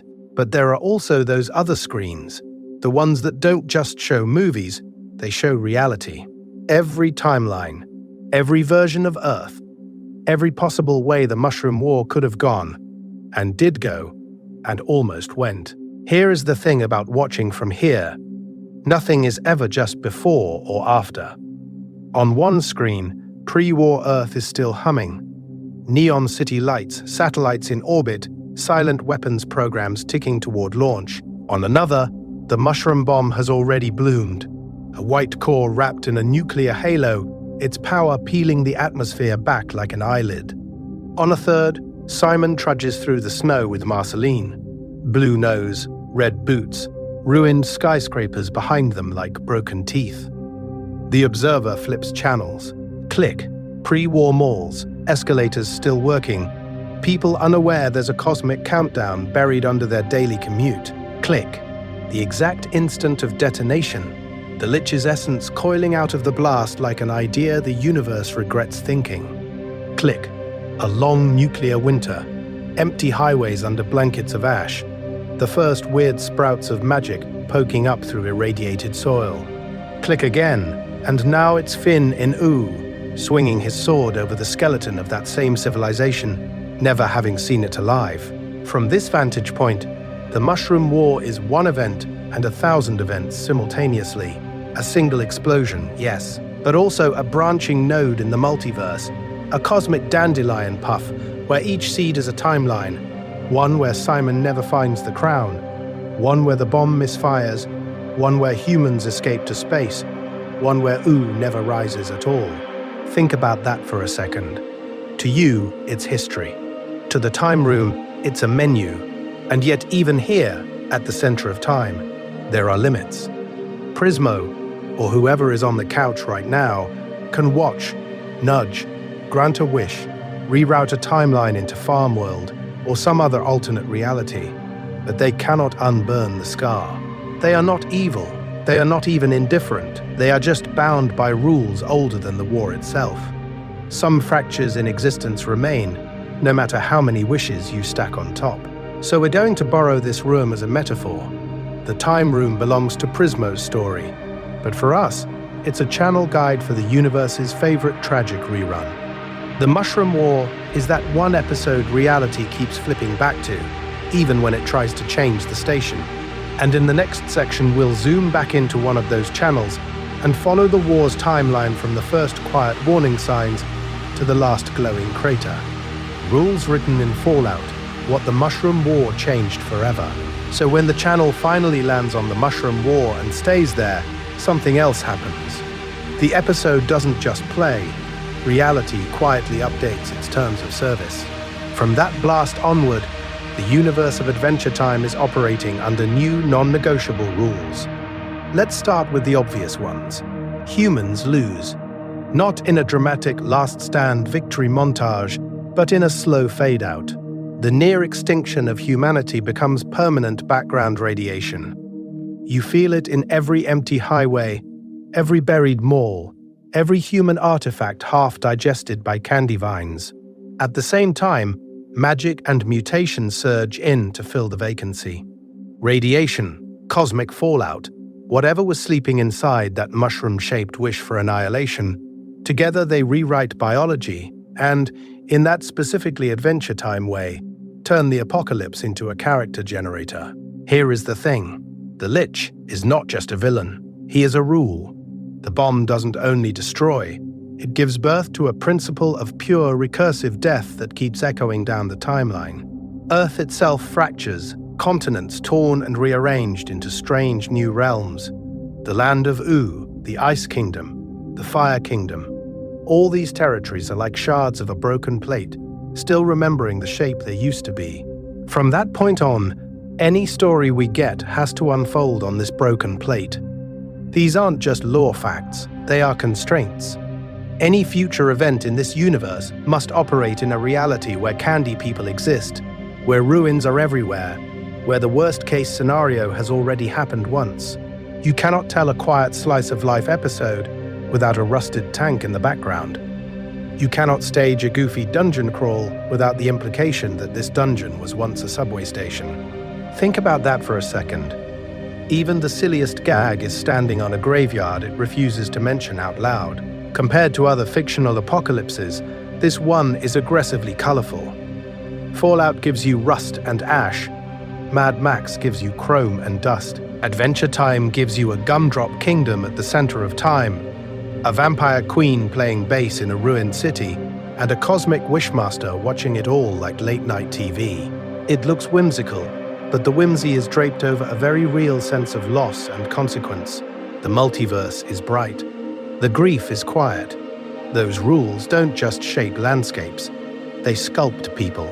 Finn grows up as, apparently, the last human boy, so his heroism is always tinged with loneliness, with this unspoken desire to find someone like him. Simon's tragic transformation into Ice King is the war's fallout condensed into one mind, frozen in time and sanity. Marceline carries a long memory across centuries, her relationship with Simon literally born in the ashes of the first winter. Princess Bubblegum responds by becoming hyper-competent, an overachieving monarch who treats science and governance like a shield against ever letting the universe fall apart again. In this video, we're going to keep treating the Mushroom War not as a distant backstory, but as narrative lore, a silent contract that every episode, every joke, every quest is quietly honoring. And if these are the rules written in Fallout, then the real question is, who or what got to write them in the first place? Lonely monuments, specific ruins, and what they tell us, so if the Mushroom War wrote the rules, we need to see where the ink dried. Not in grand battlefields, in places you recognize, places you might have gone on a Saturday. Here is the thing, the universe leaves diaries, and in Ooo, some of the clearest entries are just quietly rotting in the background. Let's start with a mall. Not a cursed dungeon, not a boss arena, a regular pre-war mall, frozen mid-weekend. The escalators are locked halfway between floors, metal teeth rusted, rubber handrails sagging like they got tired of pretending to move. The food court is a hanging garden. Vines pour out of a Sparrow sign. Moss eats the menu boards. Plastic trays have become tiny, accidental terrariums. In the arcade, cabinets lean at strange angles, half sunk into a floor that melted, then cooled, then cracked as water and roots pried it apart. You can almost see it. Lights on, music playing, then a flash, a shockwave, and time just stops. Think about that for a second. No boarded doors. No evacuation signage. You don't see neat lines of people who had time to follow rules. You see drinks still on tables, posters for movies that never finished their theatrical run. Power cut off in one violent instant. That tells you this mall died the day the mushroom cloud bloomed, or very close to it. The abandonment is sudden. The overgrowth is patient.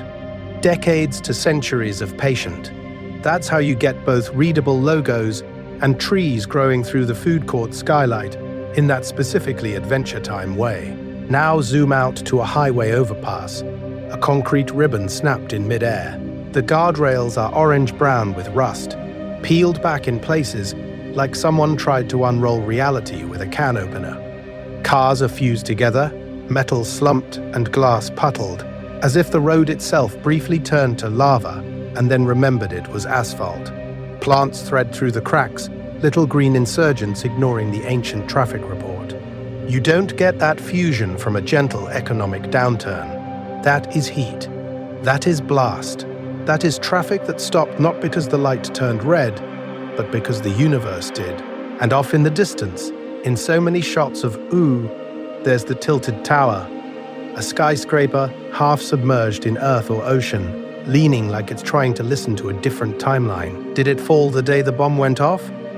Maybe. Or maybe it stood for a century, slowly corroding, foundations undermined by rising seas, until one quiet night, gravity filed its final complaint. That's the long tale of the war, not just the instant of impact, but the centuries of maintenance that never happened, the power grids never repaired, the concrete never inspected. We're going to keep using ruins as clocks. Sudden abandonment gives you the moment of the wish, the detonation.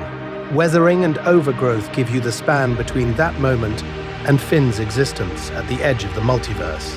Together, they pin the Mushroom War not as vague apocalyptic vibes, but as a specific layer of time buried under Oo's candy-colored present.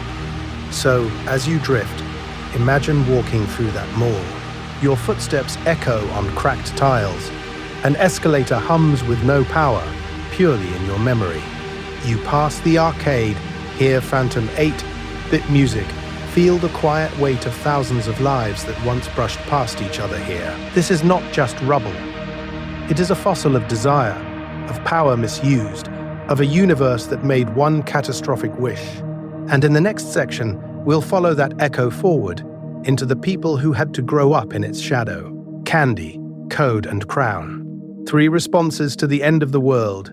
You follow that echo out of the dead mall, and suddenly you're standing in a valley of pastel castles and gumdrop houses. The air smells like sugar and safety. Children laugh. Trumpets blare. It feels like the universe apologized. But here is the thing. This candy paradise is built directly on top of that crater you just walked through in your mind. Princess Bubblegum's Candy Kingdom is a wish made manifest. Never again. Never again chaos. Never again war. Never again the raw nuclear edge of human desire. So she overcorrects. She takes science and magic, folds them together, and bakes an entire population whose base code is friendliness. No rebellion, minimal suffering, ideally no existential dread. It is radical optimism with a scalpel. She doesn't just rule, she curates reality, down to the flavor and the smiles. Think about that for a second. A society literally engineered to be too sweet to start another mushroom war. But optimism is not the only response to extinction. Far away, over an ocean that used to separate continents and now separates timelines of trauma, Minerva builds an island that feels like a loading screen that never ends. Clean halls, gentle robots, constant medical monitoring. No monsters, no magic, no lich. Just health, order, and a carefully pruned family tree. Minerva's enclave is the retreat response. When the world proves it can't be trusted, she narrows the world. She turns existence into one long, careful quarantine. The rules are simple. No leaving, no unnecessary risk, no messy entanglement with the wider multiverse of Ooo. She isn't building a kingdom. She's building a firewall. In her mind, that is compassion. In practice, it is a soft clinical cage where the mushroom war never ended. It just got archived into safety protocols. And then there is the Ice King. No pastel banners. No sterile corridors. Just one ruined man in a frozen spire at the edge of the map. Crown humming like a broken satellite at the center of time in his own head. His response to the end of the world is not order or retreat. It is madness and escapism.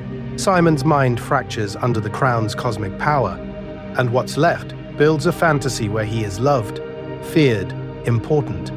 Princesses to kidnap, penguins to command, snow to hide the wreckage under a clean white sheet.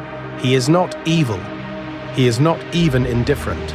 He is just gone, lost in a self-authored fanfiction where the mushroom war is a half-remembered nightmare, and his loneliness gets rewritten into slapstick villainy. We're going to notice a pattern here. Bubblegum says never again through control and comfort. Minerva says never again through withdrawal and preservation. Ice King says never again by refusing to look directly at what happened, burying it in ice and nonsense. 3 timelines of coping, all radiating out from the same explosion. And then, walking between them, you get Finn. No fortress, no island, no engineered candy citizens, just a kid with a backpack who keeps engaging, who sees the ruins, the crowns, the bunkers, and still chooses curiosity over retreat. In that specifically Adventure Time way, his wandering heroism is a 4th response, not to erase the scars, but to touch them, learn from them, and keep moving. In the next section, we'll follow how that choice reshapes not just Ooo, but the entire emotional physics of this post-war universe. Echoes in dialogue. When characters accidentally talk about the war, so when Finn keeps moving, touching the scars of the world, he's not just walking through ruins, he's walking through sentences, half-remembered lines, little verbal craters where the great mushroom war used to be a whole terrible reality. Let's start with how the characters even talk about it. You'll hear someone drop the Great Mushroom War into a conversation the way we might mention the Dark Ages or the Cold War. Big, capital letters, but fuzzy details. In Simon and Marcy, The ruins are sharp and immediate, but when later characters reference the war, it's become a legend with the serial numbers filed off. They know there was a war. They know it was huge. They do not know what a mushroom cloud is. Think about that for a second. Here is the thing. The older beings carry the memory in their bones, but even they speak around it, not through it. Marceline remembers hiding in abandoned malls and parking garages, but in the present, she'll just say things like, "back before the war," with this offhand, almost bored tone. Not because it didn't matter. Because the pain has condensed into a single overcompressed word, before. Simon, when he surfaces through the Ice King's madness, talks about when everything went crazy rather than narrating troop movements or launch codes. There is nostalgia there, regret, a soft, eroded grief that has been sandblasted by time and magic. And the really ancient entities, the cosmic weirdos and monsters, are even stranger. A demon will mention the Great Burning or the last human wars like they're talking about a weather pattern that passed through the multiverse. The Lich doesn't even dignify it with a proper name. For him, that timeline was just the doorway he needed, an extinction event with branding. Meanwhile, the kids of Ooo treat it like an elective history class they never took. Finn hears Great Mushroom War and mostly reacts with curiosity, not trauma, the way you might react to hearing about a medieval plague. It's horrifying in theory, but safely distant in time. Jake shrugs off references to tanks and bunkers like they're just cool set dressing for the dungeon of the week. For them, the war is a backdrop, not a wound. That's how you know enough time has passed for the universe to grow candy kingdoms on top of craters. We're going to notice how the show lets these references sit there, unexplained. No one wheels out a chalkboard to give you the full timeline. There is no official exposition dump at the center of time where a narrator lists every missile launch. Instead, the dialogue works like verbal ruins, broken pillars of sentences, toppled phrases, names without footnotes. You, the audience, become the archaeologist of their conversations. And in that specifically Adventure Time way, that's part of the fun and part of the melancholy. You are always overhearing the war's story, never being formally taught it. The Mushroom War lives on as a rumor told by immortals, a bedtime story for kids who sleep above buried cities, a cosmic in-joke the universe is half trying to forget. Which raises a quiet question as we move forward. If the dialogue is this haunted, what happens when we finally reach the moments where the war itself starts talking back? Comics, spin-offs, and side channels of the war. So when we say the war starts talking back, we don't just mean in episodes and flashbacks. We mean in margins, in bonus panels, in weird little side stories printed years after the credits rolled. The Mushroom War leaves graffiti all over the multiverse of Adventure Time media. And if you're awake enough to squint at it, you realize how patchwork our knowledge really is. Here is the thing. Almost everything we know about this war is a collage. The main show gives you the spine of the timeline, sure, but the comics, the art books, the encyclopedias and stray creator commentary fill in the cartilage, the scar tissue, the quiet domestic scenes after the cosmic blast. We're going to move gently through those, not as a test, but as extra pillows around the core canon so you can rest in the middle. Let's start with the comics that linger in the ruins. Some issues take you into human outposts clinging to existence in underground malls, where escalators are dead, but vending machines still hum like low-level ghosts.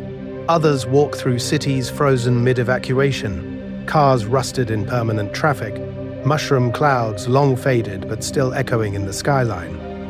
You see survivor communities building strange new normal lives around broken tanks and collapsed satellites.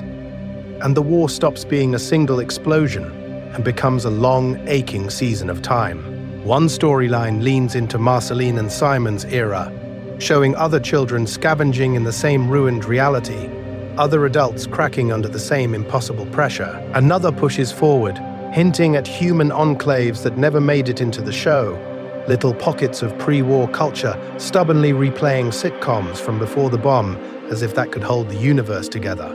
Think about that for a second. People in a post-nuclear magical timeline, still arguing over reruns, but we should talk about canon softly. A lot of this material is what fans call soft canon. It's not at the absolute center of time the way on-screen events are. It lives just a step out, in a ring where the rules are flexible. The show is the final word. The side stories are the accent, the tone of voice, the subtext. When they line up, they feel like confirmation. When they don't, they feel like alternate wishes made on the same historical moment. In that specifically Adventure Time way, the comics often quietly confirm what the show only implies, that more humans survived than we see on screen, that magic didn't just appear, but seeped into reality through technology, weapons, and maybe even that infamous mushroom bomb itself. You get glimpses of laboratories where science is mutating into sorcery, of soldiers watching their gear wake up and grow faces. For this calm bedtime timeline, we're using those echoes carefully. They color in the edges of the Mushroom War without overpowering the core story the show tells. If a side channel contradicts the main timeline, we let the main timeline win. If it harmonizes, we let it sing quietly in the background while you drift. And in the next section, we'll follow that main melody straight into the day the bomb finally falls. The war's emotional fallout, loneliness, guilt, and new joy. So when the bomb finally falls, the timeline doesn't just fracture the planet, it fractures people. The crater cools, the ash settles, and what's left behind isn't only a new Land of Ooo, but this strange emotional landscape where every character is quietly orbiting the Mushroom War like a moon around an invisible planet. Let's start with Marceline, because she is the clearest straight line between pre-war reality and post-war existence. Human child, tiny axe, red boots, walking through empty malls and buried tanks. She loses her mother to the chaos, then her father to the nightosphere, and then, cruelly, she loses Simon without really losing his body. Here is the thing. The war steals her childhood once, but time steals it from her again, century after century, as she outlives every familiar landmark. Cities rust, forests grow over glass, entire civilizations rise and fall, and Marceline just keeps going, a one-vampire continuity error in the universe's new script. Simon carries a different kind of fallout. He doesn't push the button, he doesn't design the weapon, but he finds this cursed crown in the ruins and uses its power to protect a single scared kid wandering through a dead city. And that decision saves her life while quietly destroying his. The guilt isn't loud. It's not the cartoon villain kind. It's buried in the Ice King's fragmented memories, in those moments where he almost remembers Marceline and then slides off the thought like ice off glass. He is not evil. He is not even indifferent. He is just bound by rules older than he is. Neurological rules written by magic and trauma and time. Think about that for a second. The Mushroom War ends, but for Simon, the real apocalypse is forgetting the person he tried to save. Then you have Princess Bubblegum, who basically inherits the crater. She is born from the literal residue of the old world, and she looks at this fragile, mutating multiverse and decides, quietly, that she will never let it burn like that again. So she overcorrects, hyper-rational, hyper-prepared, a candy monarch who runs her kingdom like a nuclear safety protocol. She builds walls, weapons, contingency plans. She is compassionate, but she is also willing to be ruthless if the probability curve demands it. In that specifically Adventure Time way, her desire to prevent another Mushroom War makes her a little bit like the generals who fought the first one. And then, improbably, Finn. This kid is born into ruins and treats them like a playground. He sleeps in a treehouse grown out of fallout, fights monsters born from radiation and magic, and somehow reads all of it as an invitation to adventure. It's not denial. It's adaptation. The universe collapses, and his response is friendship, loyalty, and joy so stubborn it borders on cosmic rebellion. We're going to see this again and again across the timeline. Life growing sideways out of disaster, like grass through cracked concrete. So the Mushroom War is not just a story about endings, it's about how loneliness hardens, how guilt blurs, how responsibility overextends, and how new joy still inexplicably appears. You can't undo the blast, but you can watch what people build in its shadow. And in the next section, we'll follow that shadow forward into how whole kingdoms, species, and timelines organize themselves around a war that technically ended, but never really stopped echoing. Patterns of destruction. Why the Mushroom War feels uncomfortably familiar. And when you follow that shadow long enough, you start to notice a pattern, not just in Ooo, but in us. The Mushroom War doesn't come out of nowhere. It grows out of a world that looks uncomfortably like the one you're lying in right now. Watching the ceiling, listening to a video about a fictional apocalypse, and feeling that small, familiar ache in your chest. Let's start with pre-war Earth. Neon cities, consumer tech everywhere, satellites in orbit, tanks rusting in deserts, nuclear arsenals humming quietly in underground silos. A civilization accelerating so fast its own systems blur. You see it in the background details: abandoned malls, crashed spacecraft, holograms and robots and weapons stacked on top of environmental strain. Rising seas, weird weather, the sense that reality has become a machine no one is really driving anymore. Think about that for a second.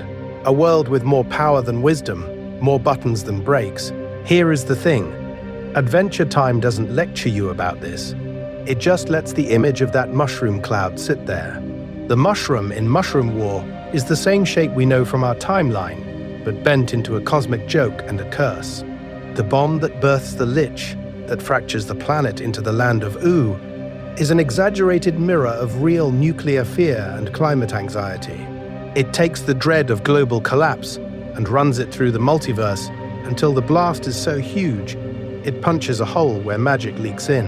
So you get this surreal, magical register where nuclear winter turns into candy kingdoms, radiation into talking bears and vampires, fallout into literal dungeons full of loot.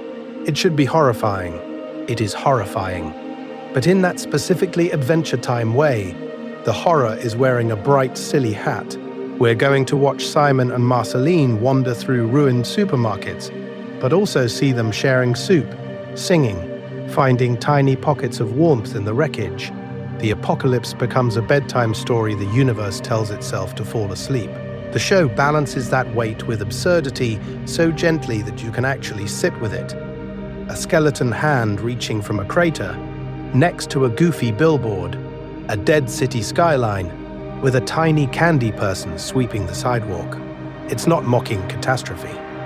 It's giving your nervous system a buffer, a layer of frosting over the existential dread, so you can look at it without shutting down. And there is a strange comfort in that, because in Ooo, the worst already happened. The bomb fell, the climate snapped, the old rules of reality broke, and somehow existence kept improvising. New species, new magic, new kingdoms at the center of time that never would have existed without that terrible wish humanity made for more power. Life doesn't go back, it goes sideways. The Mushroom War is fictional, but the feelings it stirs are not. Anxiety, curiosity, a thin thread of hope that maybe, even if we mess up, the universe will keep finding bizarre, gentle ways to continue. You don't have to solve any of that right now.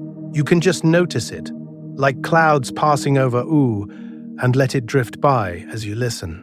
Because the deeper echo of the war isn't in the blast itself, it's in what one particular skeleton decides to do with the silence that follows. Soft rewinds, revisiting the key eras one more time. So let's start gently rewinding. Not back to the blast, not back to the skeleton in the silence, but further to pre-war Earth, when the neon was bright and the sky still trusted itself to be blue. Cities buzzed, satellites blinked overhead, and humanity played with technology like a kid shaking a soda can without reading the label. There were armies and secret projects and quiet nuclear tension humming under the floorboards of reality. Here is the thing. The countdown years never announce themselves. They look normal. People go to malls, watch movies, build tanks they hope they'll never use. Somewhere, deep in the multiverse of human decisions, leaders argue, machines wait, and a single terrible choice sharpens itself. Think about that for a second, and then let it soften again, because in this video, We're going to treat it like a distant thunderstorm you only half remember hearing. Then the first blasts. Not the mushroom bomb yet, just the opening chords of the apocalypse. Skies flash, cities fracture. The old timeline of Earth, the one that thought it would go on forever, folds in on itself. And finally, the mushroom rises, the great impossible cloud that is both weapon and doorway. In some tellings, the Lich is born there, a skeletal hate signal encoded in pure destructive power, stepping out of the explosion like a curse the universe accidentally said out loud. After that, winter. Nuclear winter, long and dim, with snow that glows in the wrong ways and oceans that forget their own names. Survivors huddle in ruins, or in half-collapsed malls, or in busted-up parking garages. Simon and Marceline walk through that world, one small human child and one man slowly losing himself to a crown, trying to find soup and safety while reality quietly mutates around them. Centuries slide by, the mutant centuries. Radiation and unknown forces crack open the rules of existence, and magic seeps in through the fractures. New ecosystems grow over old parking lots. The Land of Ooo rises where Earth once kept its maps tidy. Candy people, vampires, talking rain clouds, kingdoms of fire and slime and candy bureaucracy assemble themselves in that specifically Adventure Time way. Half cosmic accident, half earnest wish for community. Humans fade into rumor. The Lich lingers as an ongoing threat. A kind of anti-wish, always trying to reset the universe back to zero. Far away, enclaves like Minerva's Island refine the last fragile pockets of humanity into something almost digital, almost safe. Oo's political landscape settles. Princess Bubblegum, Ice King, Marceline, a rotating cast of monarchs and monsters. And then Finn is born, into a world that remembers the Mushroom War the way you remember a dream after lunch. Images, not dates. From above, in the time room at the center of time, alternate timelines flicker. Farm world, where the wish goes differently. Other branches, where the bomb, the Lich, the survivors all rearrange their choreography. Side views of the same core event, like holding the war up to a prism and watching the timeline scatter. As you listen, you don't have to hold every detail, just the shape. Pre-war light, countdown years, the blast, the winter, the long mutant dawn. Ooh, Finn, let it all blur into a lullaby of history. We're going to let the next section zoom in again, but for now, you can just float here, on the calm surface of the timeline, and drift. The war beneath the whimsy. Why Ooo feels so deep. And under that calm surface, there's this other layer, always humming. The war beneath the whimsy. The quiet shadow under all the bright candy colors. Here is the thing. Adventure Time only works the way it does because the Mushroom War never really leaves the room. You can be watching an episode about Finn and Jake arguing over a sandwich, or playing Card Wars, or getting lost in some dungeon with a sentient key, and yet in the background, there's a crashed pre-war satellite, or a broken tank half buried in the grass, or a ruined city on the horizon. The show is silly, deeply silly, but the silliness is sitting on top of a crater. Once you know the timeline, Ooo stops being random. It becomes a chain. Every candy citizen, every dungeon, every weird monster plugs into this long, haunted sequence of cause and effect. Peppermint Butler isn't just a spooky peppermint guy. He's a product of a universe where death and magic fused in the fallout of a nuclear winter. Tree Trunk's little crystal apple adventure suddenly brushes against pre-war technology and cosmic power. Even a throwaway background skeleton with a briefcase starts to look like an echo of the day the bomb fell. Think about that for a second. We're going to call that the show's long memory. Time in Ooo is goofy on the surface, but under it, the rules of history are brutally consistent. There was a real Earth. There was a war. There was a blast that may have birthed the Lich. There was a long, frozen aftermath where Simon and tiny Marceline wandered through ruined malls and empty parking lots. And then, very slowly, there was healing. Not by rewinding reality, by layering new life on top of the wreckage. In that specifically Adventure Time way, the series is about what you build after catastrophe. Princess Bubblegum doesn't erase the war. She literally reprocesses its rubble into the Candy Kingdom, taking responsibility for a population that only exists because the old world ended. Marceline carries the memory, the grief, the weird, half-immortal loneliness of someone who remembers pre-war Neon and post-war Ash. Finn is the wish that humanity didn't quite die out, a small, stubborn answer to extinction. Jake is loyalty in a stretchy dog body, a reminder that found family is sometimes the only defense you have against a broken universe.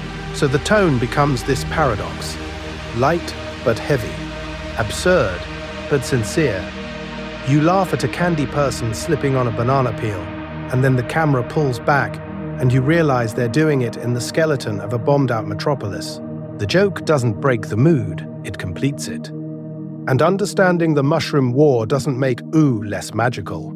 It makes the magic feel earned, like sunlight finally returning after a very long winter. Not because the universe forgave itself, but because against every rule of probability, life decided to keep going anyway, falling asleep in Ooo, letting the timeline fade to background noise. And here is the thing: once you see that sunlight returning over the ruins, you don't really need to track every crater and calendar date anymore. You've done the heavy lifting. You've walked from neon pre-war Earth, through the blast, through the long frozen nights, all the way to a candy-colored universe that should not exist, and yet somehow does. So let's start by quietly checking in with the only timeline that actually matters right now: your body. Notice how your shoulders sit a little lower than they did at the beginning. Notice if your breathing has slowed, if your arms feel heavier against the bed, if your eyes want to close even as you keep listening. You have been traveling through centuries of fictional time, but your muscles have been very gently exiting the day. We're going to let the details blur on purpose. The exact year the mushroom bomb fell, the precise order of Simon and Marceline's wanderings, which ruined Maul, came before which frozen battlefield. Those can all fade out to the edge of your awareness. What you keep is softer, a sense of a timeline that runs from crowded subway platforms and satellites in orbit to quiet forests growing through skyscrapers, to a land of Ooo where magic and mutation are just how reality breathes now. Think about that for a second. If you're still awake enough to think, all those rules, all that power, all those cause and effect chains we laid out like a cosmic crime board on the wall, and here at the end, they can just become background noise. The Mushroom War can shrink from a catastrophe that reshaped the multiverse into a distant thunder you only half remember hearing in your sleep. And if you drifted in and out earlier, that's fine. If you missed the exact moment the Lich was born from the bomb, or when humans retreated into bunkers, or how long the nuclear winter lasted, the story still holds. It is not a legal document. It is not an exam. It is a bedtime story about existence getting broken, and then, in that specifically Adventure Time way, deciding to be weird and kind again. If you're still a little awake, you can imagine yourself lying on a grassy hill somewhere in Ooo. The ground is soft, a little lumpy where old concrete and rebar sleep under the soil, but from up here, it's just earth and clover. Above you, the sky that once held mushroom clouds now only holds stars, and maybe the faint glow of a wandering comet that has no idea what happened down here. The ruins are there, but at this angle, you can't quite see them. You feel the wind. You hear distant candy people arguing about something trivial and cosmic at the same time. In this video, we've treated the Mushroom War like a complete timeline, but really it's just one chapter, one entry in a larger bedtime library of strange worlds and stranger people, all trying to live under whatever sky they're given. Tonight, it's Ooo. Another night, it might be the center of time, or a wishmaster, or a different universe that broke in a different way. Because there is one last piece of this story we haven't talked about yet, a soft thank you from the Craters and Candy Kingdoms. Because there is one last piece of this story we haven't talked about yet. It's you, listening to all of this, letting your attention drift across craters and candy towers and ruined malls half buried under new grass. Here is the thing. In a universe where timelines fracture, where power rewrites reality, and the Mushroom War can turn a whole planet into Ooo, you choosing to spend this little slice of time here is its own quiet, gentle act. So, thank you for wandering through this history with us. No hero's journey required. You didn't have to save the multiverse, or make a wish at the center of time, or stand between the Lich and extinction. You just had to lie there and listen, and maybe let the edges of your awareness blur like fog over an old battlefield where the war is long, long over. If this slow walk through the Mushroom War made you feel calmer, or a little more held inside the weird logic of this reality, you can, if you want, tap like, or subscribe, or leave a comment about your favorite tiny corner of Ooo. We're going to be very clear. There is no quest marker here, no pressure, no cosmic rules. If you never touch another button, that's completely fine. The story still happened. You still heard it. But if you ever find yourself awake again at some unreasonable hour, eyes open in the dark, you can treat the channel like a hallway in a dream you half remember. One door might open onto Prismo in his time room bachelor pad, watching timelines flicker like aquarium fish. Another might lead to the Lich, to that cold voice scraping through existence. Another might drift towards Simon and Marceline, walking through empty pre-war malls, while snow falls through broken skylights. Think about that for a second. An entire bedtime library of universes that broke in different ways, all waiting behind thumbnails. Let's start closing this one. Picture the last embers of the Mushroom War cooling in their craters, the glassy edges softening, the heat bleeding away into the indifferent night. Grass pushes up through cracked concrete, slow and stubborn. Candy Kingdom walls rise where bunkers once stood. Somewhere, a surviving human laughs at a joke no one else remembers, and the sound carries across a landscape that should not exist, and yet, in that specifically Adventure Time way, absolutely does. My wish for you, in this moment, is simple.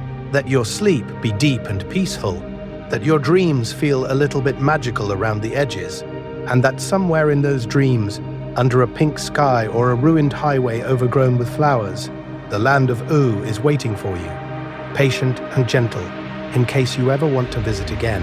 For now, the war is over. The craters are quiet. The universe hums on. You can rest. Appendix 1.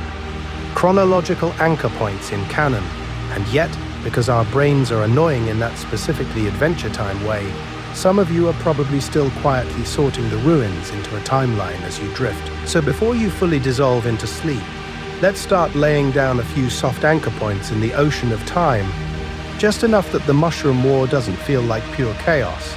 Here is the thing. The show almost never gives us exact years. No year 5012 of the Candy Era. No clean sci-fi stardates. So we work with shadows and echoes instead. Character ages, environmental scars, creator comments scattered across the multiverse of interviews. From those, we're going to build a loose sequence, not a rigid calendar. First, the mushroom bomb. Somewhere near the end of human civilization, in a reality that still has malls and tanks and functioning satellites, the bomb falls. A nuclear flash, a mushroom cloud, and, depending on which canon thread you follow, the Lich is either born from that impact or unsealed by it. Human time fractures. Magic seeps back into existence. The planet shifts toward becoming Ooo. Immediately after, you get Simon and Marceline's wandering. A ruined city. Snow drifting through empty skyscrapers. A little girl in a red hoodie pulling a wagon. An exhausted man with a crown that grants power and erodes sanity at the same time. Think about that for a second. You are watching the same man who will one day be Ice King, but he is still Simon, still trying to protect one child in a collapsing universe. Marceline's age becomes our bridge. Half demon, half vampire, effectively immortal on human scales. She remembers vending machines and bomb craters, and also remembers when the Candy Kingdom is already old news. She is not a historian, she is the timeline. When she says she knew Simon a long time ago, that long time is hundreds, Maybe 1,000 years of Ooo slowly growing over human bones. Centuries after the bomb, the Candy Kingdom rises. Bonibel, grown from pink gum in a lab that survived the war, consolidates sugar people, scavenges pre-war tech, and builds a pastel fortress in the shadow of old reality. You can still see the war in the background. Broken highways, half-buried cars, rusted war machines. At the foreground is Candy citizens, and science and new political power. Then, much later, we arrive at Finn's birth era. By the time he shows up, the Land of Ooo is relatively stable in its own chaotic way. The Mushroom War is distant legend. Humans are rare, almost mythical. The bomb is a crater, a whisper, a lingering curse. Fans have taken all of this and built incredibly detailed fan timelines. Charts, spreadsheets, entire essays arguing over whether one flashback is 50 years earlier or 500. This video, though, stays with broad strokes. The exact century doesn't matter as much as the emotional distance between events. And you do not need to memorize any of this. There will be no quiz from the center of time. These anchors are here for the part of your mind that relaxes when existence has a loose order. If your brain likes to hang its dreams on a timeline before it powers down, this is your quiet coat rack. If not, you can just let the dates dissolve and keep the feeling: bomb, wandering, candy, hero, war, survival, rebuilding, adventure. In a moment, we'll drift back from the calendar and return to the way the war still echoes in the small, gentle details of Oo's everyday life. Appendix 2. Visual motifs of the Mushroom War. So let's follow that feeling back into the visuals, because the war doesn't just live in dates and exposition. It lives in shapes, in silhouettes, in the background of shots you barely register, while Finn is yelling about some cosmic wish, or Jake is stretching into a car. Here is the thing. The Mushroom War has a logo, and it's the mushroom cloud itself.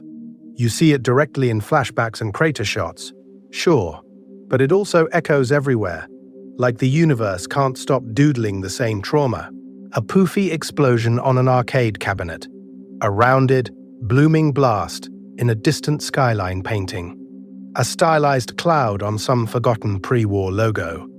Simple declarative shape, vivid metaphor, the sky growing a bone, the atmosphere briefly pretending to be a tree made of fire. Think about that for a second as you drift. Every time the show draws that curve, it's quietly pointing back to the moment reality bent. Then there are the bones of the old world. Broken highways, tilted skyscrapers, submerged cities. One cracked overpass in the distance tells you more about this timeline than a whole monologue ever could. A tower leaning at an impossible angle, frozen mid-fall, becomes a metronome of ruined time. A city half underwater, windows staring upward like drowned eyes, turns Oo's bright colors into a soft post-apocalyptic lullaby. We're going to keep passing these ruins in wide shots, and the show rarely explains them. It doesn't need to. The geometry does the talking. If the mushroom cloud is the headline, the small details are the footnotes. Faded warning signs with radiation symbols you recognize from our reality. Hazard chevrons peeling off bunker doors. Military insignia on rusted vehicles. Uniforms or stray helmets hinting at pre-war institutions that once believed they had power, and then learned the rules of existence were harsher than their command chains. You get biohazard logos in the corner of the frame. You get keep-out placards guarding places no one visits anymore. These are the ghosts of bureaucracies. Over time, something strange happens. In that specifically Adventure Time way, these motifs stop being purely ominous and become almost cozy. Familiar. The broken highway in the background is just where the Candy people built a market. The sunken city is a place for a chill boat episode. The mushroom cloud icon becomes shorthand, not jump scare. It's not that the war loses weight, it's that your brain files it under how this universe works. So if you ever rewatch the show awake, you can treat these visuals like a gentle scavenger hunt through Oo's layered history. Spot the mushroom cloud echo in a poster. Notice the tilted tower behind a joke. Catch the tiny hazard symbol on a door Finn walks past without comment. Each one is a quiet wish from the artists, asking you to remember there was a world before this one. And in a moment, we'll zoom in even closer to the people who had to live through that transition from Earth to Ooo, one haunted backdrop at a time. Appendix 3. Fan theories that tuck neatly into canon. Let's start with the part where the show very politely refuses to explain everything, and the fandom very politely refuses to accept that. Because once you've seen enough hazard symbols and half-buried tanks, your brain starts to reach for patterns. It wants factions, motives, a clean little chart of who launched what and why. Here is the thing. The series never comes out and says, this country is that country. But fans absolutely play with the idea that the warring sides in the Mushroom War echo broad real-world blocks. Not one-to-one replicas, more like reflections in a cracked mirror. A hyper-technological superpower with orbital weapons. A coalition leaning hard on bioengineering. Maybe a rogue state that treated the whole multiverse like a testing ground. Think about that for a second. You can map these onto any era you want, and the show stays intact because it keeps the geopolitics abstract and the consequences painfully concrete. We're going to drift into the favorite theory campfire story. The mushroom bomb wasn't just a bomb, it was a wish gone wrong. A containment spell with a warhead wrapped around it. In some versions of the lore, the Lich is born from that explosion. In others, he's what the bomb was desperately trying to hold. Either way, the idea is that someone, somewhere, tried to grab an otherworldly entity and pin it to reality with physics and math. It's such a very Adventure Time solution. Don't bargain with the cosmic skeleton wizard. Build a device that turns him into fallout. And of course, it fails. Maybe the bomb was supposed to erase the Lich from existence and instead punched a hole for him to leak through. Maybe it was meant to freeze time around him and ended up freezing whole cities under ash. The universe hears a clumsy wish for safety and grants extinction with a legalistic smile. Not evil, not even indifferent, just bound by rules older than human fear. Zoom in closer and you get the tiny obsessive theories that connect background faces and artifacts back to pre-war lives. That one human skeleton in business clothes next to a shattered VR rig, people imagine he beta-tested the tech that later became the VR dungeons in Ooo. The rusted soda logo that matches a bottle in Simon and Marcy's flashbacks, that becomes a whole fan-constructed corporation with mascots and jingles and a doomed marketing team. A random general's portrait in a bunker gets read as early Colonel Candy, pre-Candy Kingdom, still human, already planning to rebuild. None of this is required homework. These are optional side quests for your brain. You can let the Mushroom War stay a hazy nightmare at the edge of the timeline, and the story still works. Finn still grows up, Marceline still remembers, Simon still breaks and almost heals. But in that specifically Adventure Time way, the gaps are an invitation. The show leaves just enough negative space for you to project your own history of the war into it, your own factions, your own failed containment spells. And as you drift towards sleep, that might be the quiet power of this universe. Everyone watching is living in a slightly different Ooo. In a moment, we'll leave the theories behind and follow one more concrete thread through the rubble. The humans who survived long enough to give Ooo its last flickering memory of Earth. Appendix 4. The war's place in the wider multiverse. So as those last human stories fade, we have to zoom out.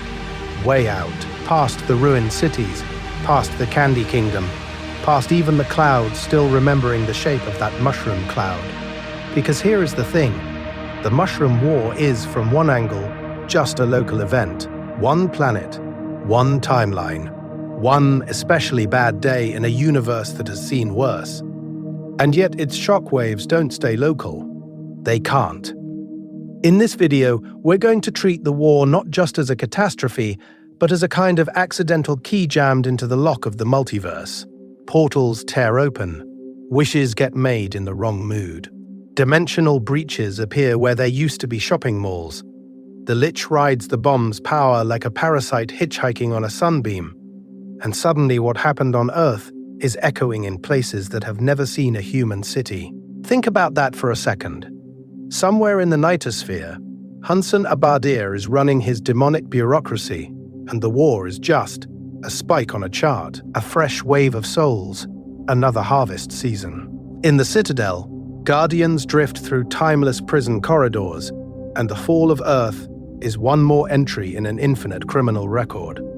On the elemental planes, fire and ice and candy and slime brush against post-war reality, seeping in through thin spots left by explosions that didn't just break rock, they bruised the boundaries of existence itself. Let's start with Ooo as a crossroads. You have Simon and Marceline wandering through ash, while, far above, Prismo lounges in the time room at the center of time, watching this particular Earth flicker on one of his infinite screens. The war creates Farmworld in one branch, a wish-spun alternate Earth where the bomb never detonates in the same way.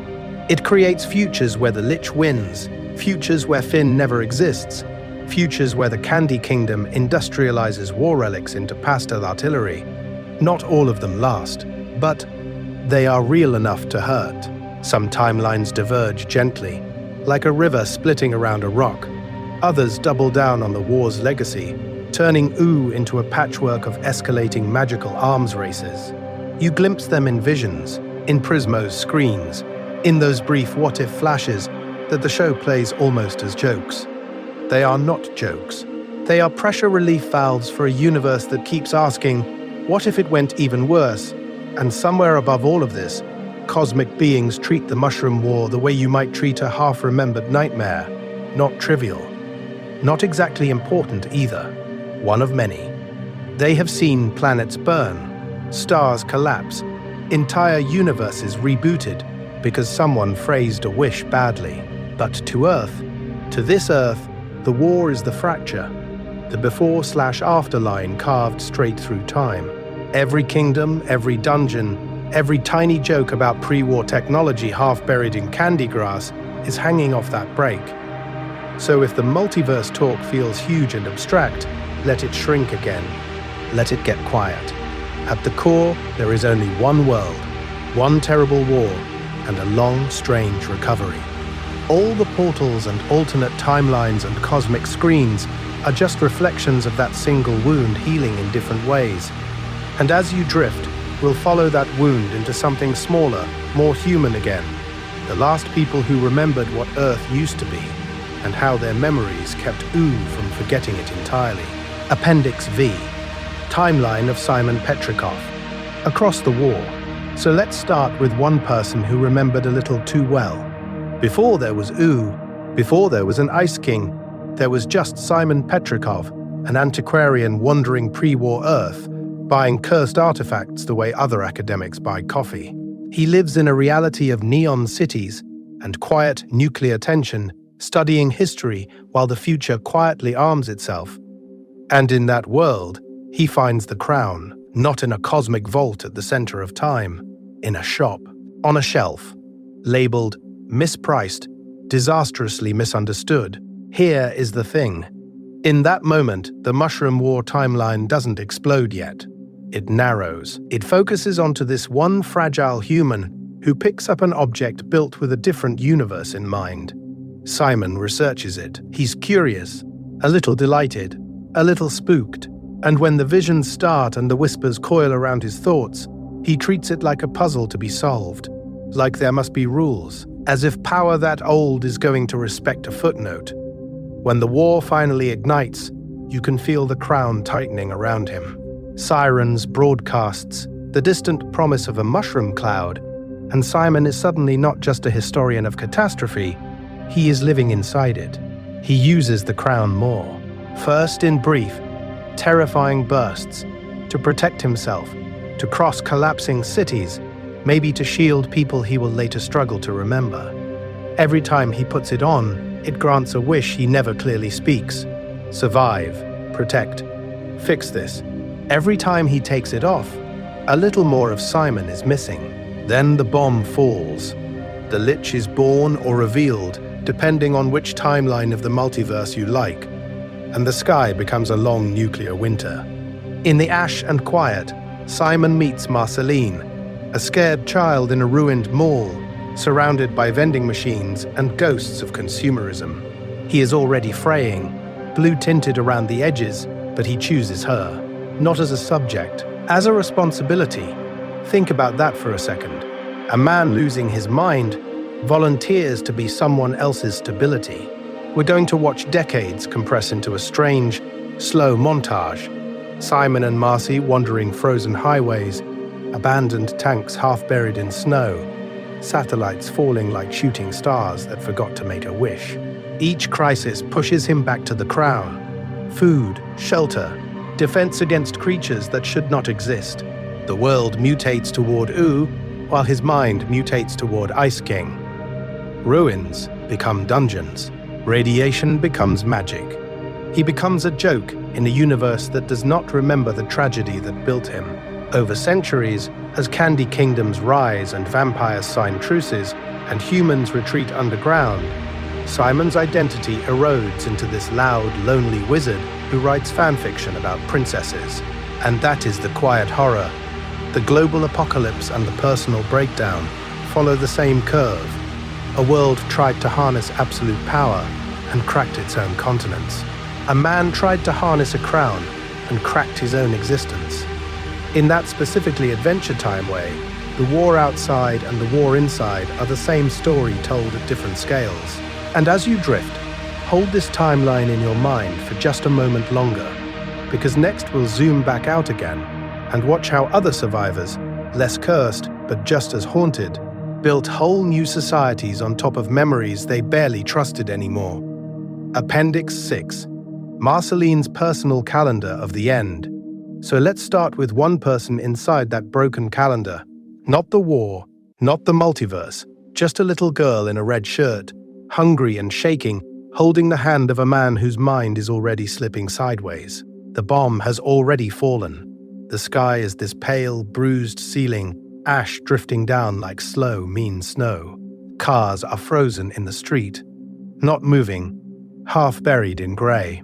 Marceline's world has shrunk to three things: her empty stomach, the weight of Simon's hand, and the crown that keeps whispering that it could fix everything if he would just put it on a little longer.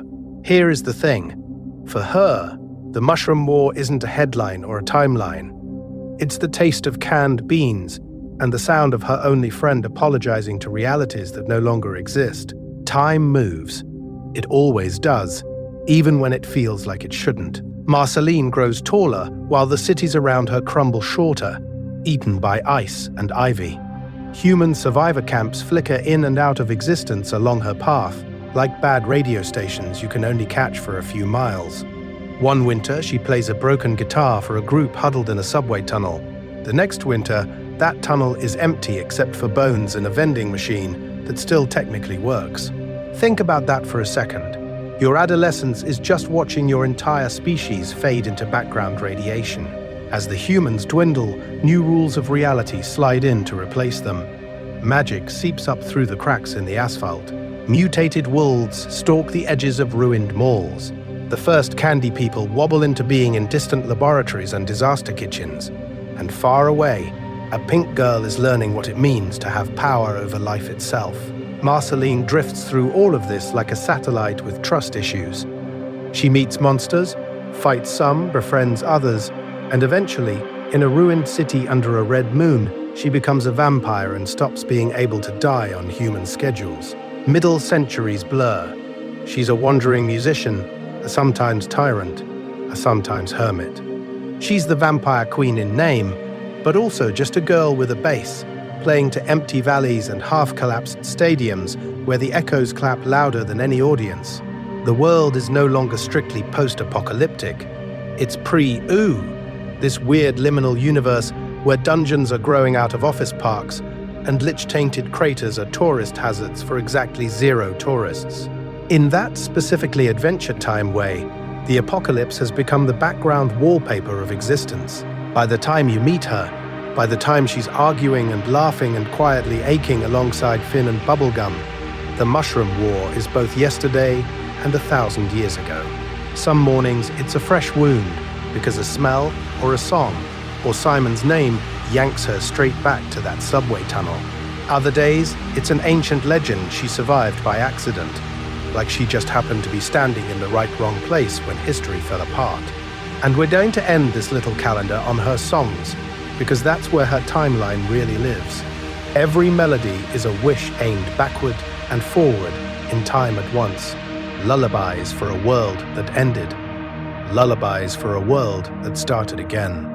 Each chorus is the center of time folded into a guitar riff, the war's echo turning into something you can fall asleep to without pretending it never happened. And as you listen, you realize her personal calendar of the end never actually runs out of pages.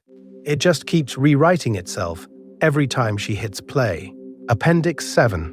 The Lich's timeline from blast to final form. Her calendar loops, and somewhere in those endlessly rewritten days, there is one moment that never changes, a single frame burned into the timeline. The instant the mushroom bomb blooms, and in its white-hot center of time, something opens its eyes.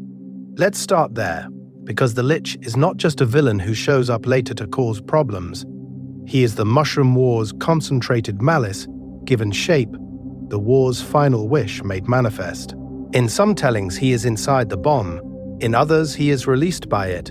But either way, his existence and that mushroom cloud are the same sentence. The bomb ends an era.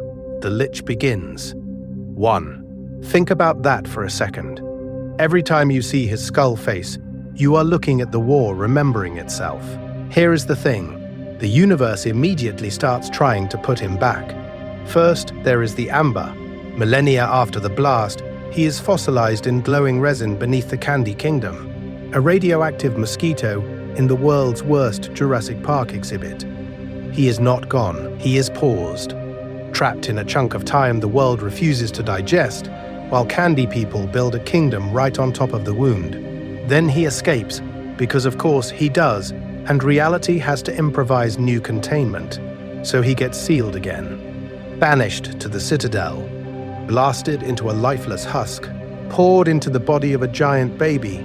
At one point, he is imprisoned inside a snail, reduced to a tiny, polite hitchhiker, waving in the background of other people's episodes. Each imprisonment is the same pattern with a different costume. The war tries to reassert its power. The universe throws another lock on the door. He is not evil in a complicated way. He is not even a character in the usual sense. He is just the pure desire to end all life, walking around in a robe.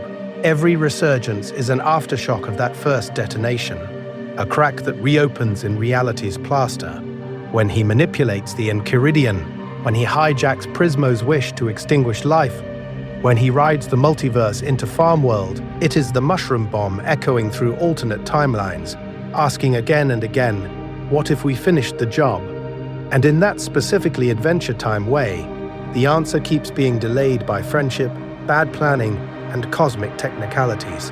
By the time Finn and Jake meet him, we're going to the last phase of the war's shadow. Two post-war kids, raised in the ruins but not in the logic of annihilation, standing in front of the universe's oldest doomsday impulse. Finn loses an arm. Jake stretches himself into impossible shapes. They chase him through the Citadel, through wishes, through universes that should not exist. Their whole relationship with the Lich is basically the world's immune system finally noticing an infection it has been ignoring since the blast. And when he is finally neutralized, reduced to the harmless, blank-eyed sweet pea, it is small, quiet. Not a second sun in the sky, just a child learning not to be a monster. That is the paradox at the heart of his timeline. The war enters existence as a cosmic scream and leaves as a bedtime story about choosing not to destroy everything. It does not fix the past. It does not erase the craters. But it is the first real hint that the universe is willing to move on. Which raises a question for the next part of this timeline. If the Lich is the war's last echo, what happens to everyone who had to live with the noise? Appendix 8. Reading Ooo as a post-war utopia in progress. So here is the thing. When the noise finally fades, Ooo is what's left ringing in the air. Not the blast, not the scream, but the strange, bright echo of people who refused to stay in the posture of the war. You look around this timeline, and, against all logic, it is cheerful, dangerous, yes, haunted, absolutely, but more hopeful than most post-apocalyptic universes ever allow themselves to be. Think about that for a second. In a world literally grown out of a mushroom cloud and a cosmic curse, the dominant aesthetic is candy carnival with occasional existential dread. Communities cooperate more often than they collapse. Finn and Jake wander through the ruins like they're on a summer road trip, not a tour of humanity's graveyard. There is fear, but there is also birthday parties, jam sessions, and people who will drop everything to help a stranger dig a giant hole for no practical reason. In that specifically Adventure Time way, joy is not a denial of the war, it's a rebellion against it. The ruins and monsters are still there, of course. Malls half swallowed by tree roots. Tanks rusting into the ground. The Lich sleeping under a cute little snail. The past is everywhere, like a watermark pressed into reality. But it doesn't get to be the whole story anymore. Life has moved on and gotten weird. A nuclear crater becomes a wizard's backyard. A crashed satellite becomes a treehouse ornament. The horrors of the old timeline are still encoded in the landscape, but the new residents treat them like set dressing in a play they're improvising as they go. And each kingdom is basically its own utopian experiment running in parallel across the multiverse of Ooo. The Candy Kingdom is a fantasy of communal care taken almost to the point of absurdity. Universal healthcare, constant feasts, a ruler who can literally regrow your body if it melts. The Fire Kingdom channels pure desire and anger into a culture where feeling too much is normal, not a moral failure. The Slime, Ice, and other realms all test different answers to the same question. If you inherit a broken world, how do you organize power, affection, and daily existence so that people can still wake up and somehow want to be alive? None of these are perfect. They can't be. You cannot build a flawless utopia on top of a cratered Earth any more than you can make a wish that erases every bad timeline. There are invasions, coups, toxic relationships, and very little monsters under the bed. But we're going to sit with the idea that the attempt itself matters. The courage to keep iterating on better, to keep rewriting the rules of how to live together, is its own quiet kind of cosmic power. And once you start seeing Ooo this way, rewatching Adventure Time feels different. Less like observing a tragic aftermath, more like visiting a friend who's been through too much and is still trying their best. They still have scars. They still make terrible decisions. But every new season, every new era, is them saying, softly but stubbornly, I'm still here. In the next section, we'll trace how that ongoing attempt to live, messy, unstable, and deeply sincere, shapes the last human boy who walks through all those ruins and calls them home. Final drift, letting the Mushroom War become just a dream. So now we're here, at the end of the world's worst day and the beginning of its very long recovery, and the question quietly becomes, what do you do with a story like this when the lights go out? You've walked through glowing craters, candy kingdoms, ruined malls, and one lonely last human boy calling it all home. Think about that for a second. That is a lot to carry into sleep. Here is the thing. You don't actually have to carry the whole timeline. You can let it shrink. You can imagine the entire Mushroom War, from the first alarms to the last falling satellite, folding down into a single gentle idea. Worlds can break. Universes can burn. Timelines can fracture and loop and glitch at the center of time.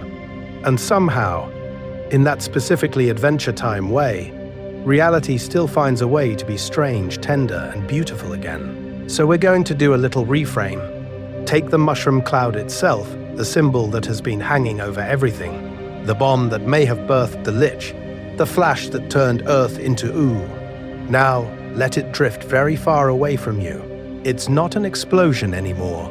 It's a distant, fading memory in the multiverse, like an old broadcast on one of Prismo's screens that no one has watched in 1,000 years. In its place, over this same scarred planet, imagine ordinary clouds, slow, heavy rain clouds rolling over broken highways, over the Ice Kingdom's jagged spires, over tree houses and candy streets. They don't carry nuclear fire.